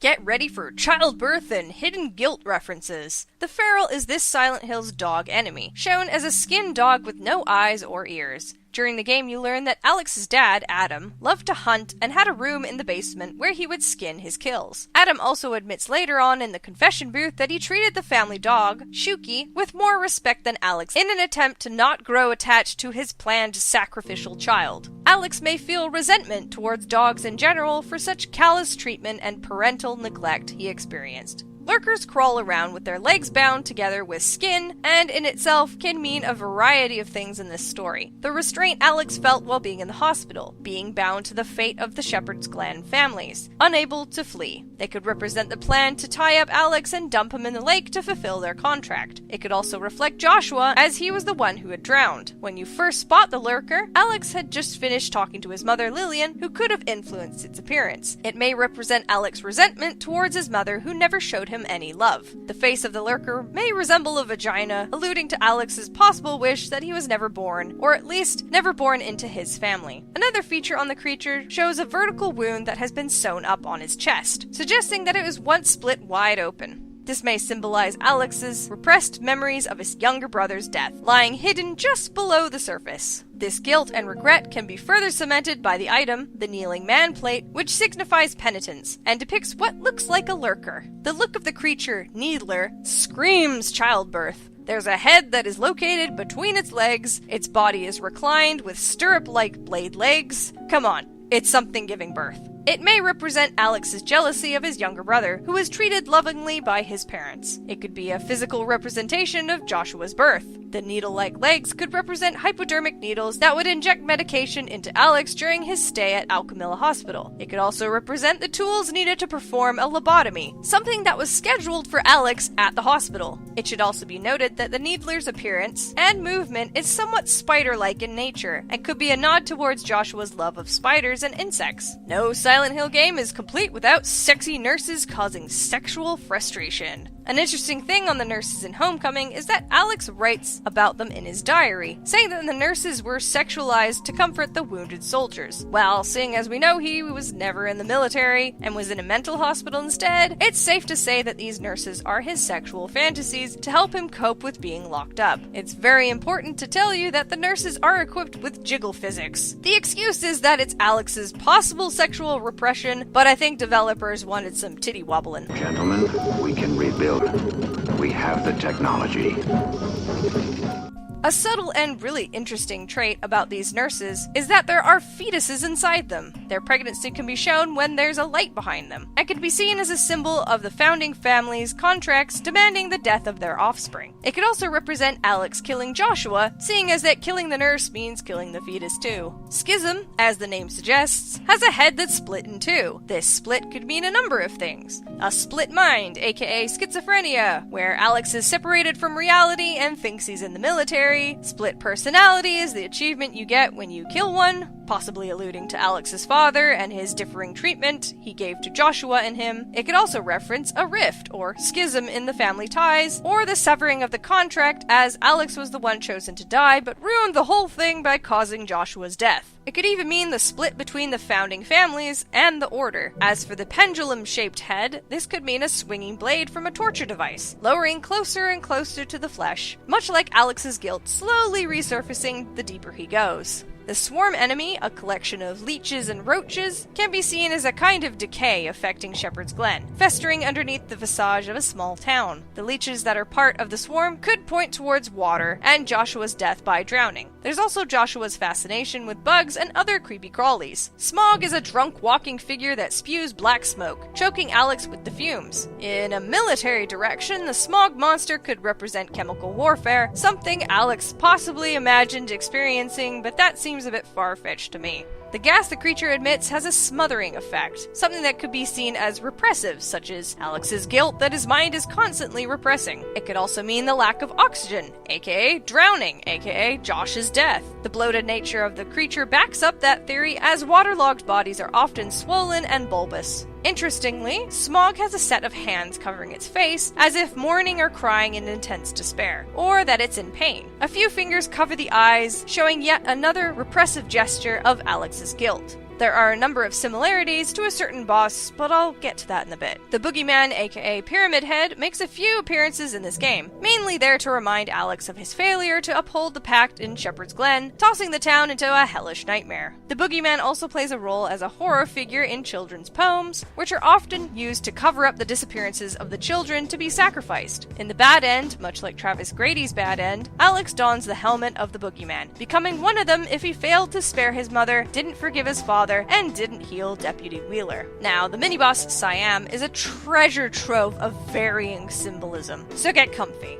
The Siam creature looks like two humanoids, one male and one female, fused together and tied with a series of bondage straps. The male side is the one that attacks and carries the female on its back, whose arms are tied and fused to the male's head. It is also fun to note the insanely pointed stilettos on the female figure. Its symbolic carrying of another figure is what can be interpreted in a number of ways. Alex being dragged down by his family and their dubious heritage. It could represent Lillian and Adam, Alex's parents, as their corresponding genders on the Siam creature. That Alex's father made the decisions and did all the work of shipping Alex off. He was in control while Lillian sat and agreed despite her own feelings. The female side could symbolize how the women in Alex's life could be seen as a burden to him, emotionally or physically. Alex worrying about his catatonic mother and making sure Elle is safe during the strange happenings in the town. On the topic of Elle, the creature could represent their relationship. They're bonded. Alex wants to protect her. Perhaps there's a lustful side to it as well, but I must note that the positioning of the two fused humanoids does not represent anything sexual, even though they're covered in bondage stuff. Now, the interesting theory that I really like is that Siam is Elle's personal monster, much like Angela's abstract daddy. When you first meet Elle, she's putting up posters of missing children, trying to do what she can to help. Speaking to her yields a sense of exhaustion and helplessness from her words, as if she's been trying for a long time with no results. When Alex starts getting involved, things start to progress, leading to Elle viewing as Alex being the catalyst, the one who can get the job done. Thus, she relies on him, needs his support to continue, as shown in Siam's physical representation. One last theory that seems extremely unlikely: the Siam's appearance represents James Sunderland and Mary Shepard Sunderland from Silent Hill 2. While yes, Mary shares the surname of Alex, it is never confirmed that they are related, as stated in a Silent Hill community forum post by Tom Hewlett, director of Homecoming. He says, "I honestly don't think this was intentional by the writers. Now, the story was decided and the characters named before I came on board at Konami. Based on her age, she'd have to be Adam's older sister, maybe cousin, though not likely. As a founding family, they were steeped in the lore of the town, and it's not likely Mary would have left Shepherd's Glen. Going to Silent Hill was a big-time no-no for the folks of Shepherd's Glen, and we all know Mary vacationed there with her husband." Anyways, the only thread that would connect this theory is the fact that when you kill a Siam, the achievement unlocked is called Shades of James. Depending on how highly you hold achievement names, it could work. It just really doesn't for me. Now onto the game bosses. They're pretty much explained plot-wise when you encounter them, as their parents are usually present to explain or hint at their demise. Sepulture is the first boss and represents Joey Bartlett's death, where he was buried alive by his father Sam. He emerged from a garden where, it is assumed, Joey was buried. A dark ooze gags his mouth, representing the suffocation that followed after being buried alive. Its body is encased in a bag, the one Joey was put in and buried in. The plant-like roots in the arena and on his body represent Joey's love of plants, as hinted in pictures that Joshua took of his friends. The creature's name comes from the Latin word sepulchrum, meaning tomb. Scarlet, poor girl. If you didn't know it already by her appearance, Scarlet likes dolls. Her father, Dr. Martin Fitch, dismembered his daughter in order to fulfill his part of the pact with the Order. The manifestation of Scarlet shows that she wasn't really able to return to her physical form, as it was cut into pieces, and uses Dr. Fitch's blood and the body of a doll to take shape. When Alex smashes the ceramic pieces on Scarlet's body, you can see her heart beating wildly on her back, representing the trauma she would have experienced while alive, slowly being torn apart. When defeated, she dies in a large pool of blood, much like how she rises from one too, showing just how much blood she had lost during her slow, painful death. Oh yes, one of my favorite creatures! Asphyxia is a representation of how Nora Holloway died, through suffocation. As the name suggests, Nora loved to read, with Alice in Wonderland being her favorite, and because of that, her creature has a long, caterpillar-like body with multiple arms and hands, all of them groping or choking Asphyxia's body. The groping is made all the more disturbing with the creature's sexualized appearance and subjective swaying as it moves, and yet she was still a young girl. On the creature's body you can see permanently fused hands covering up her vagina and breasts in the same manner as a girl would try to conceal herself. This may have something to do with Nora being 15 when she was murdered, still in puberty and nearing womanhood. It can be noted that Asphyxia has no eyes, something that could be attributed to her death. Normally, if a person loses consciousness, their lungs go on to auto mode and continue to breathe, making it very difficult for someone to suffocate themselves without any tools or someone else around. This shows that Nora was strangled while she was semi-conscious or asleep, and is represented by the hands covering the creature's mouth permanently. When Alex finishes her off, he pries open those hands over her mouth, causing her to take a lethal breath in, killing her. The final boss of the game depicts Joshua Shepard, as it should, and Alex's guilt for letting his younger brother drown. It represents the sin of the family, Joshua's anger towards Alex, and perhaps the desire to have him accept what he had done. Amnion is a bloated, pregnant-looking female suspended by 6 mechanical legs that resemble a spider. She has no arms, 3 pairs of breasts, Parasite Eve style, a tube going from its mouth to the space between her legs, like an umbilical cord, while the face extends much like a camera lens. The name Amnion references the amniotic sac that surrounds a fetus when a woman is pregnant, and when cut open, it reveals Joshua in the fetal position. This is all because Alex's parents babied Joshua, as he was the favored son who wasn't gonna be sacrificed. The spider-like appearance again references Joshua's love of spiders and insects, and the camera feature was his passion for photography. A nice detail to the legs shows the metal is rusting, something that is caused by water, aka Joshua's death by drowning.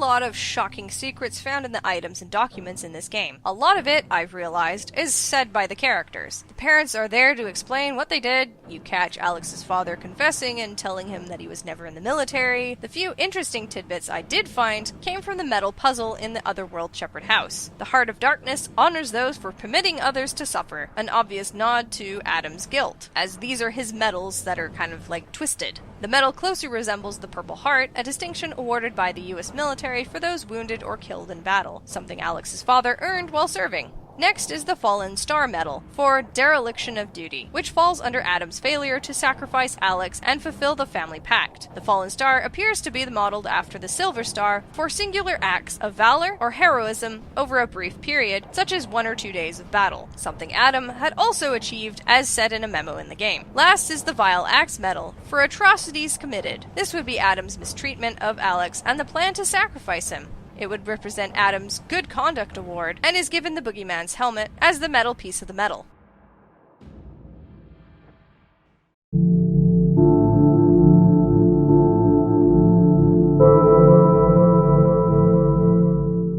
Homecoming's Otherworld is similar in appearance to Silent Hill 1 and the films, with a rusty, industrious place enveloped in darkness. The industrial side is a lot more noticeable, showing up as gears, vents, piping, and other similar objects. The transition between the normal world and the Otherworld is much like the film in that things peel away. In the Otherworld, creatures are seen by various people and not just Alex. Although their perception of the monsters may differ, it's never really explained. The monsters also will attack Order members, much like in the film, as they are seen to flee in panic at times, as they should.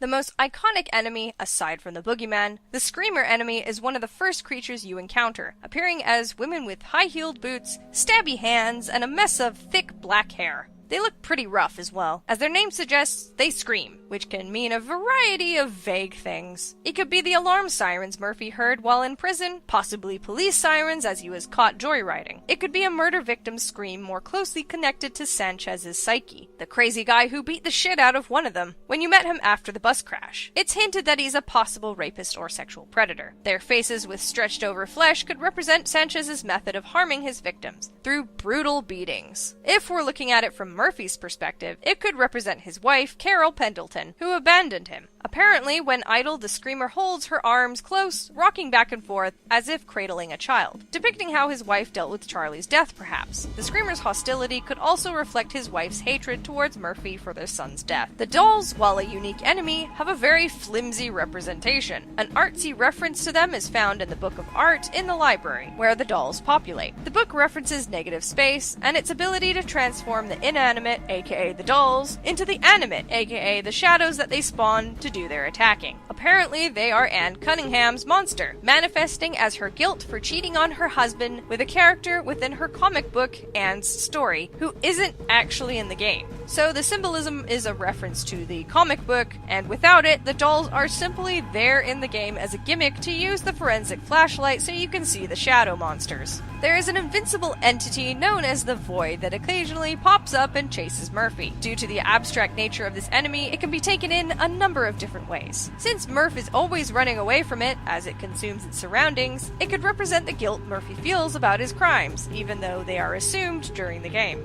Or perhaps a more established meaning, the running away from the past theme that we see in this game. During certain chase scenes involving the Void, you can hear Frank Coleridge's voice saying, "You can't outrun yourself, Murphy," and "The truth is like the sun, boy. You can shut it out, but it ain't going away." You can't outrun yourself. If the Void gets close to Murphy, you can see his physical body being peeled away, much like how the Otherworld transitions into being. This could represent Murphy's Thanatos, a post-Freudian concept of the death drive, which is the desire to drive oneself towards death and self-destruction. The Void's influence over Murphy's flesh can also be explained in a book found in the Centennial Building on the behavior of bees after they attack an enemy. When the bee attempts to flee the scene of the crime, it finds that a large part of its abdomen, guts, nerve, and muscle tissue are torn from its body and left behind. Eviscerated, the bees die shortly after, paying the ultimate price for revenge. Sounds familiar? The void can also literally mean a void in Murphy's heart, what from the loss of his son and the fact that his wife left him afterwards. The tormented souls creature, their mangled remains of their bodies are suspended by their own flesh. They appear when Murphy is being chased by the void, where you can knock them over to slow its progression. This can be seen as Murphy using innocent people that directly or indirectly suffered from his actions as he is bent on confronting his son's murderer. They may also represent Murphy himself as being confined, much like in a prison cell. The toppling of these creatures could also show Murphy throwing the past away in order to keep going despite his feelings of remorse regarding his son.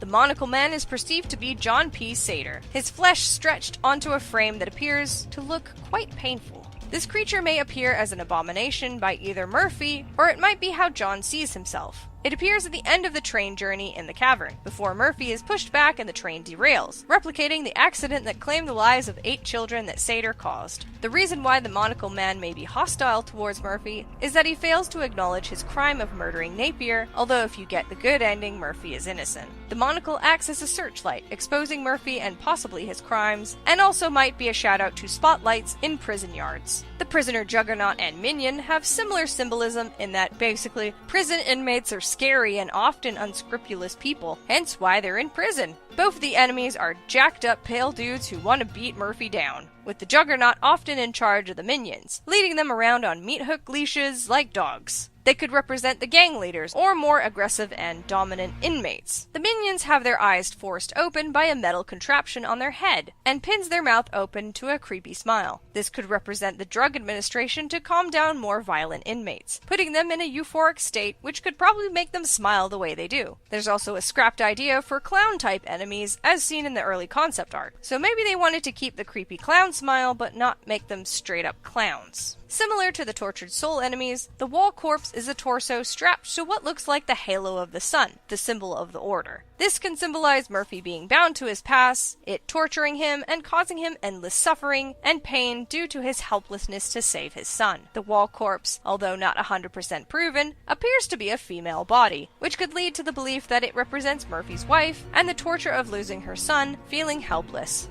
Interestingly enough, later in the game when Murphy is close to realizing his violent actions, the corpses are visibly more active, as if to warn Murphy of his close revelation. Bats are solitary creatures that aren't too fond of light. The creature, Weeping Bat, is exactly that and represents Murphy's wish to hide away from the authorities and keep to himself while in prison. This mentality translates to the Weeping Bat's behavior, where they are often huddled up when found, but can stand to a surprising height to fend off Murphy and intimidate him.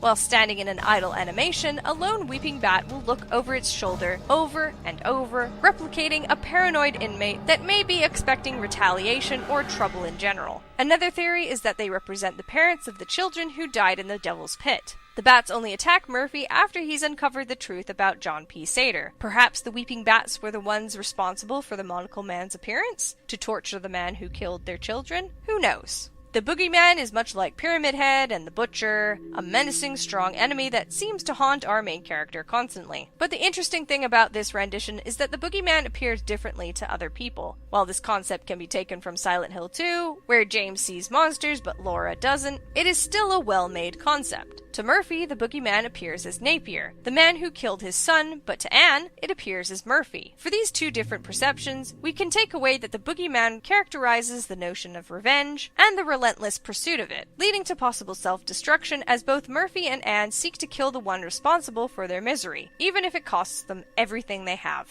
This rendition of the Boogeyman is most likely based off the description of the Babao, a tall man wearing a heavy black coat with a black hood or hat that hides his face. Lastly, we have the Wheelman, who serves as the game's final boss and is the memory of Frank Coleridge, after he was beaten close to death during an attack that Murphy may or may not have caused, depending on what ending you aimed for. Anne, who is revealed to be Frank's daughter, said he survived the attack but went into a crippled vegetative state and was confined to a wheelchair. It's possible that the Wheelman manifested from Anne's psyche as she was there to witness her father's deterioration. Throughout the game, there are reminders of Frank scattered throughout Silent Hill, often in the form of wheelchairs as he had a large influence on Murphy, making the guilt all the more painful.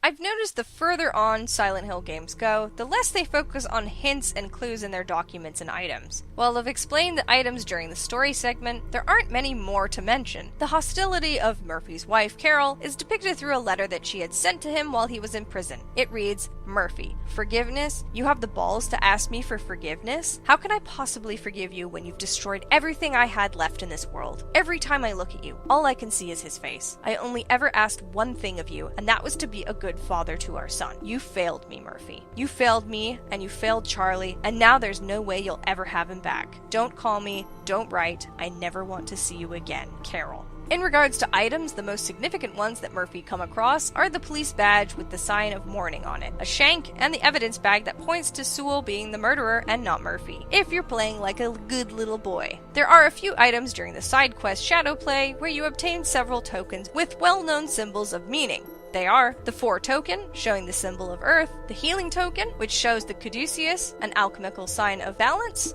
enlightenment token, which shows what looks to be a Tibetan knot symbol often associated with Buddhism, the harmony token, a pentacle symbolizing harmony, health, and mystic powers, and lastly, the soul eye token, a very mind's eye-esque symbol.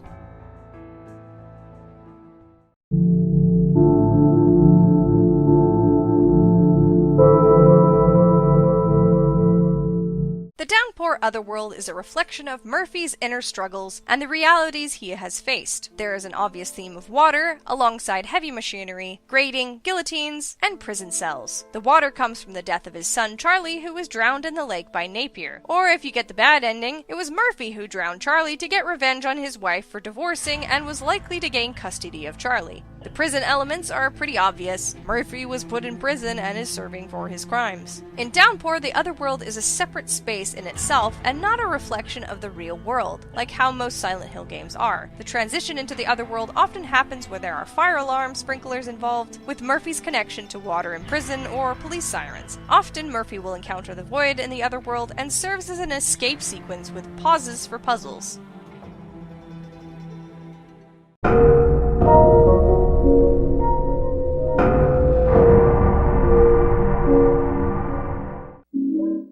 It should come as no surprise that there are loads of underlying themes in these Silent Hill games, but there are also plenty of connections between Silent Hill 1 through 3 with these games as well. Well, yes, there are many Easter eggs. Those will be saved for the influences and references section later on. The ones that sort of influence the plot, though, belong in this themes and connections section. The theme of birth and/or labor can be seen mainly in Silent Hill 4 The Room and Homecoming, especially Homecoming, but especially The Room. In the twisted mind of Walter Sullivan, Room 302 is his mother, the womb that birthed him, and not the mother who left him behind as a newborn baby. You also have numerous hints at this theme through the creatures you encounter, with the most obvious one being the bottom enemy. In Homecoming, Alex encounters implied vagina after implied vagina after implied vagina after implied vagina after implied vagina, representing birth itself, the children born into the founding families, and the fate that awaits them. There's also the hostility of Alex and Joshua, what with the obvious favoritism for his younger brother, with Alex possibly thinking it would have been better if Joshua had never been born, or if Alex himself had never been born. Even some of the enemies imply birth, especially the Needler enemy, who looks like a woman lying back, ready to give birth as the head pokes out between her legs. This theme encompasses almost all of the Silent Hill games, save for Silent Hill 1 and The Room, where the main protagonist is confused and innocent. Actually, Silent Hill 3 would also be that. Anyways, the guilt from the past haunts our characters, creating the twisted Silent Hill otherworlds, and enemies they encounter, serving as a cruel reminder of what they want to forget. Travis wants to forget about his upsetting childhood and the possible crimes he committed, the one where he killed women at the Riverside Motel and took pictures of their bodies. That's if you believe that Travis was the one who murdered them. Homecoming has Alex Shepard oblivious to his younger brother's untimely death, even though he was the cause of his death when he tried to wrestle the family ring away from Joshua, causing him to smack his head on the boat and fall into the water, unconscious. Many of the creatures symbolize how Joshua died in some way, or at least hint at Alex's guilt and seek repentance. Similar in many ways to Homecoming, Downpour has Murphy distraught about his son's death, seeking revenge on Napier, his former neighbor and the man who killed Charlie. Or did he? Depending on what ending you get, changes Murphy's guilt and what he's running from. If you're good, he feels responsible for what happened to Frank Coleridge, even though he wasn't the one who almost beat him to death and caused him to suffer for the remainder of his life. If you were bad, you were very bad. Murphy is shown to have killed his own son, despite his wife, who would gain custody over him upon their divorce. He was the one who crippled Frank and killed Napier when he was given the chance by Sewell. In both instances, Murphy is running away, not wanting to acknowledge his role in any of the situations, even if it ends up he didn't really cause any direct harm to any other person. It should come as no surprise that the Order, the crazy cult of Silent Hill, has a great influence on the games and their stories. Even if it isn't shoved in your face, their presence is still noted. The room is rife with the Order interfering with the people of South Ashfield Heights through Walter Sullivan under the sect of the Holy Mother. As a boy growing up in an Order-run orphanage, he was exposed to the fanatical cult and their teachings, obsessing over the 21 sacraments. One day, Dahlia Gillespie entered his life for a brief moment, sparking the fire that would lead to his killing spree. She praised his readings of the 21 sacraments, telling his mother was asleep in Ashfield and that he could meet her. Walter mistook her words and figured she meant that room 302 was his mother. That bitch Dahlia, always ruining shit.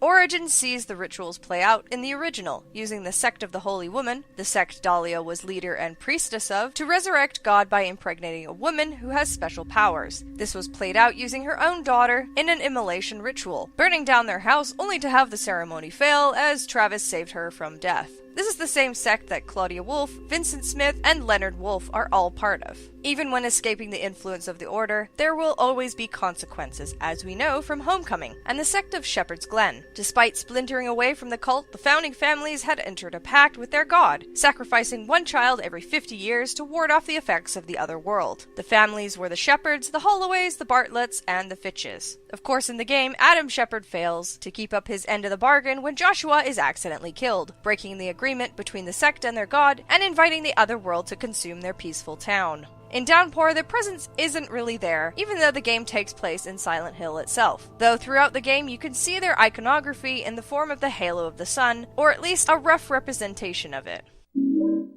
Like true Silent Hill games, there's always a hint of a fairy tale somewhere in various memos, even if they're game-specific ones. Nora Holloway, the girl sacrificed to protect Shepherd's Glen, was much like Alessa in that she loved to read fairy tales, with Alice in Wonderland being her favorite, but the other world always takes those cherished things and twists them. Nora liked the caterpillar in the story. Unfortunately for her, when it came to her becoming a monster, the other world listened and transformed her body into the thing she liked, a caterpillar with disturbing qualities. Not only that, there is the poem about the boogeyman in Shepherd's Glen that the children tell through drawings, with one part saying, "Beware of he who took them, he goes by many names, the boogeyman, the shadowed one, but all are he the same. For every sin a child has must be a punishment to bear. Your friends are now beyond your reach, trapped deep within his lair. And if they take what is not theirs, there can be no doubt. He'll stretch their skin until it snaps, and all the blood drains out." While a long poem, the ending part is aimed at Alex. "You are your brother's keeper, remember it always, or else the boogeyman will chain you underneath the waves. And while the good children live, the bad ones cannot escape their fate. For once you hear his screeching wail, it's already too late. So do not cry aloud at night, stay hidden in your bed, or the boogeyman from Silent Hill will come to chop off your head." Downpour follows suit with Homecoming, having a poem about the boogeyman, but this time a different looking boogeyman who isn't Pyramid Head. It goes, Poor little Stephen Skelter.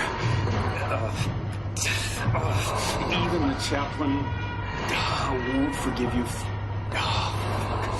Forever lies your pleading cries, but Susie knows you felt her. Nowhere left for you. Nowhere left for you to run.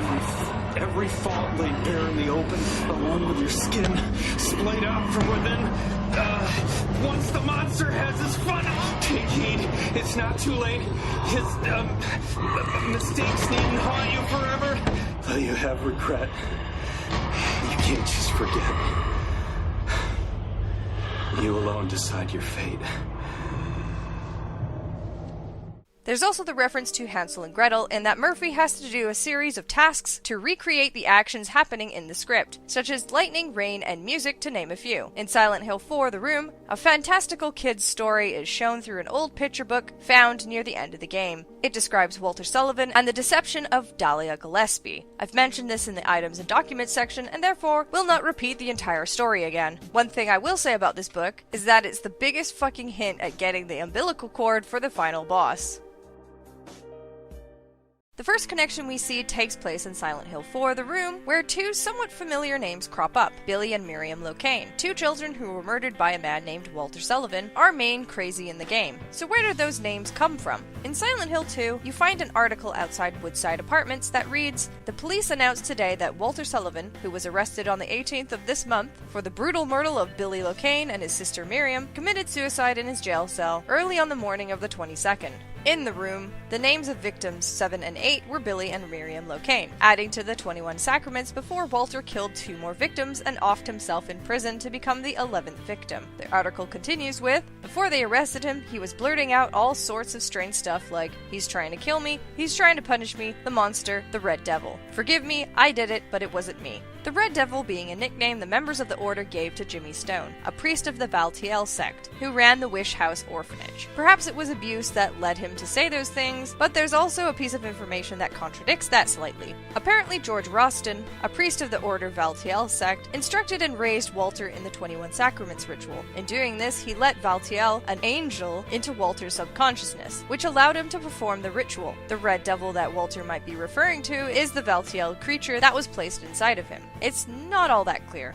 Another connection to Silent Hill 2 from The Room is the suspiciously named superintendent of South Ashfield Heights, Frank Sunderland, which is James's father. This is cemented by a photo in Henry's apartment given to him by Frank, saying that, "I got this photo from Sunderland, the superintendent. I heard his son and daughter-in-law disappeared in Silent Hill a few years back." There's also the mention of Mary Shepard Sunderland's nurse, Rachel, who had lived in room 106 at some point. Silent Hill Origins has an obvious connection to the first Silent Hill game, seeing as it is a prequel to the original. Titled Silent Hill 0 in Japan, Origins has Alessa and Dahlia Gillespie, Michael Kaufman, and Lisa Garland. It takes place in Silent Hill. The other world is influenced by Alessa's suffering after Travis saves her from the burning house. Much like how the founding families in Shepherd's Glen moved away from Silent Hill, so did the connections to the previous titles. Characters are not in any way familiar, with only the occasional reference tossed in for a keen-eared fan to pick up, such as when Deputy Wheeler mentioned a missing female police officer when they are on the boat to Silent Hill.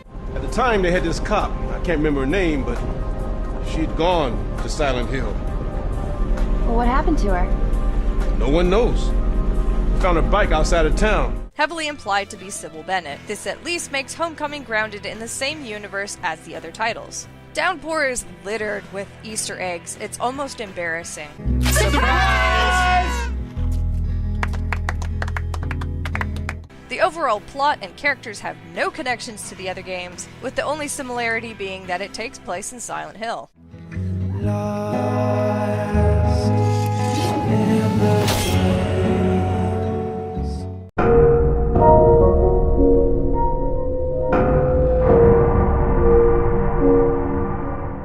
Ever wondered how these games came to be? Sure, Team Silent had their hands on The Room, but what about the rest? Well, for starters, Silent Hill 4: The Room was made simultaneously with Silent Hill 3, and that it wasn't meant to be a sequel and more of a spin-off. Origins was the first game to be created by a Western team, bouncing from LA to the UK, and going through some rough development. Homecoming's plans of a sunny environment gone wrong were scrapped for the usual fog world, and Australian censorship removed some of the killing and torture found throughout the game. Downpour's drastic change in gameplay with inclusions of side quests and more open exploration was very ambitious, and then the studio behind the game soon went bankrupt after its release and closed down for good. Lots of shit can happen, and some decisions improved the franchise while others brought disappointment to the game series we knew and loved.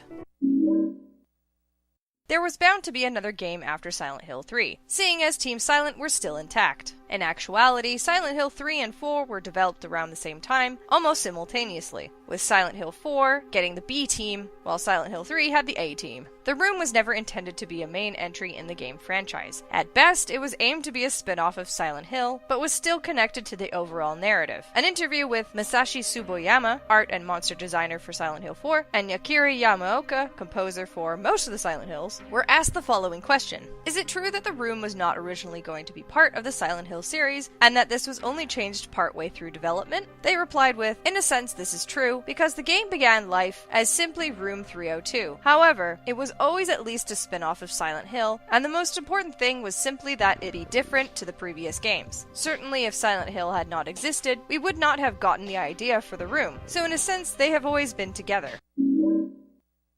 We move on to Silent Hill Origins, where development moved out of Japan and into the United States, with Climax Los Angeles in Santa Monica. At E3 2006, the first trailer was released for the working title, showing a countdown to 0 hinting at Japan's title for Origins. The game evolved into a more action-orientated feel, with everyone jumping on the over-the-shoulder camera that Resident Evil 4 revolutionized, and allowing for multiple weapons, some oddly satisfying ones if you don't mind me saying. Unfortunately, due to the game's engine having technical difficulties, the vision the team had hoped for seemed more and more distant as they worked on it. This led to the transfer of the game's development to the British team of Climax Studios, with Sam Barlow at the helm as director. As I mentioned in the introduction to the video, Barlow said that the state of the project at the time was bizarre, and that it was supposed to be a dark comedy, and at some point, someone said Scrubs was the inspiration. We pushed back and said, look, if this goes out, it will be a disaster. There's a hardcore fan base of Silent Hill players. In response to the change in direction, Konami said, you can change everything, but you've got to do it in the same time and budget. You brave, kind soul, Sam Barlow. You tried your best to save Silent Hill, but little did you know, Konami was set on destroying it and reducing its existence to a slot machine.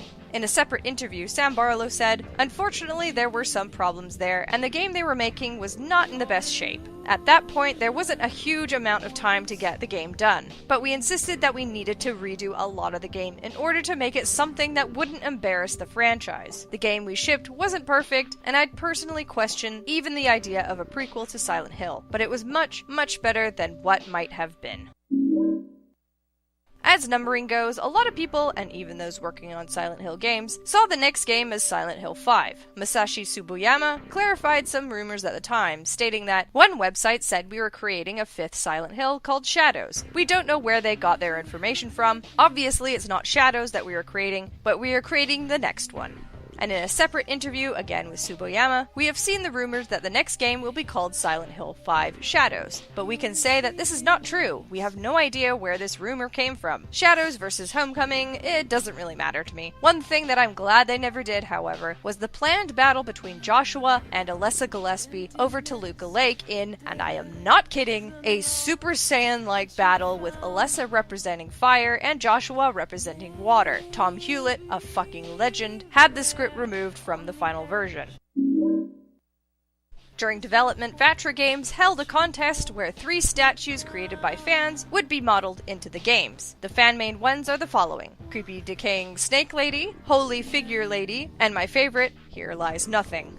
As for the general development, those working on the game seem to pull ideas from fans, reviews of previous games to avoid disappointment, and forum delving to create a solid Silent Hill game. Did they succeed?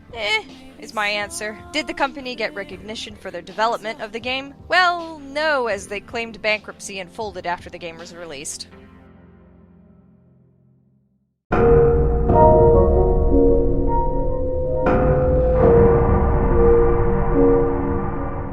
At this point, when we're several games deep into a franchise, there's bound to be subtle nods, Easter eggs, or blatant references all up in your face. To save time, as you're probably bored of me talking, I'll run down a list from each game noting some of the references in these games. Silent Hill 4 has Henry face a gross toilet, refusing to put his hand in it, unlike our manly James Sunderland, who went for it in Silent Hill 2. Silent Hill 2's obsessions with holes that were there but that are now gone is seen in Silent Hill 4, what with holes randomly appearing in the apartment and, at times, disappearing too. In Brookhaven Hospital in Silent Hill 2, Walter is mentioned during the Trick or Treat box quiz transmitted in the hospital elevator as a correct answer. In the Labyrinth Catacomb in Silent Hill 2, a tombstone bearing Walter's name can be found. The spinning structure seen during the final fight against Walter is based on the gravity drive device from the 1997 sci-fi horror film Event Horizon, the movie that's basically like first human contact with the warp in 40K. Jasper Guine looks like Daniel Spud Murphy from the 1996 film Trainspotting. The photo in the living room of room 302 that the game says is Silent Hill is actually Venice. Cynthia is straight up Alyssa Miller, an American fashion model. Jasper wears a t-shirt with an image of Incubus, Silent Hill 1's final boss, and the word Hares beneath it, which is also another name for Flauros. Artaud Theatre is named in honor of a French playwright, actor, and theatre director, Antonin Artaud, who created a concept called Theatre of Cruelty. At the top of the staircase across the Alchemil Hospital, Travis can find moth cocoons. In Silent Hill 1, Harry fights the float stinger on the roof at the same spot. When Travis kills a monster, their body doesn't disappear for the entire game, staying in the same spot they were killed. Unused text in the game reveals a comment from Alex about his mother. I never thought I'd hear Mom say that she loved me, but I guess it took the fear of death to make her realize it. I spent so long hating her, and now I can't believe she's gone. The opening scene shows how all the kids died in the shadows when he's being wheeled around. There's unused dialogue between a young Walter Sullivan and a psychiatrist. This is your mommy. No, no, no, no! Yes, it is. This is your mommy. This one is only a door. See? Mommy? What do you want to tell your mommy? Why won't you wake up, Mommy? Is your mommy sleeping, Walter? Show me your heart. Show me your heart! Orderly! Orderly! Travis Grady's outfit in Silent Hill Homecoming is a reference to Wyndham Earle, a former FBI agent and antagonist from the TV series Twin Peaks. Homecoming teaches improper medical advice. Removing the knives from Wheeler's chest in a real-life situation is not recommended because it would cause further bleeding or open damaged arteries. If the player becomes lost during a level, they should follow the trail of insects, as they will direct the player to the necessary place. However, they are easy to miss as they move in a tight formation and are only on the floor. A lot of the achievements in Homecoming are references to Silent Hill 2. For example, the drowning ending has the achievement in water, which is the same name as one of the endings in that game. Angela's choice is achieved by not forgiving Alex's father, a reference to Angela Orozco's hatred for her own father. Napier's van is seen throughout the game. The void that chases Murphy could be a nod to Silent Hill 3's red glow in Borley's haunted mansion, which in itself is a reference to the movie Session 9, where a man is running away from the lights that are disappearing from behind him. An early Downpour trailer, published by GameStop Canada, featured a boss unused in the final game. The trailer was published by mistake. You can see it right at the end of the trailer. If you use money on the jukebox at Devil's Pit Stop, it will play the Silent Hill theme from Silent Hill 1. The Devil's Pit flyer features a phrase, "Hey kids, is Silent Hill a special place to you?" This is a possible reference to James and Mary from Silent Hill 2, as the town was their special place for the couple. There's an apartment on Lansdale Avenue, which looks almost exactly like room 302 from Silent Hill The Room. The Centennial Building is rife with pictures referencing many of the Silent Hill games. A boat bearing the name Angela's Fire can be seen next to the Freedom Boat, a likely reference to Angela Orozco from Silent Hill 2. According to Tom Hewlett, Downpour was originally intended to be a co-op game, with Anne being the second player, but was scrapped due to time constraints. The following films were quoted as being inspirations for Downpour: One Flew Over the Cuckoo's Nest, Jacob's Ladder, Suspiria, The Walking Dead, Rubber Johnny, Shawshank Redemption, The Fugitive, The Call of Cthulhu, the list goes on. Francis Bacon clearly inspired the title cover for the game, at least the Japanese cover. Murphy Pendleton's jail cell number is 302B. This is likely a nod to Room 302 and how Henry was trapped inside of it. So there we go, the Silent Hill series covered. Although Shattered Memories is part of the main series, according to the fandom website, I wasn't too fond of the idea of retelling the first game. The original was fine, it's fully integrated into the lore, leave it alone. Anyways, I hope you had fun with all this information I've unloaded onto you. I know I missed tons of stuff, but hey, I'm currently looking at my word count and it's over 22,000 words. I know when not to ramble for too long, I think. Another thank you to Survival Horror Network for the video footage. All clips, information, interviews, and various links I used to research and make this video are in the description, so feel free to dive in and get lost in the deep lore of Silent Hill. Enjoy!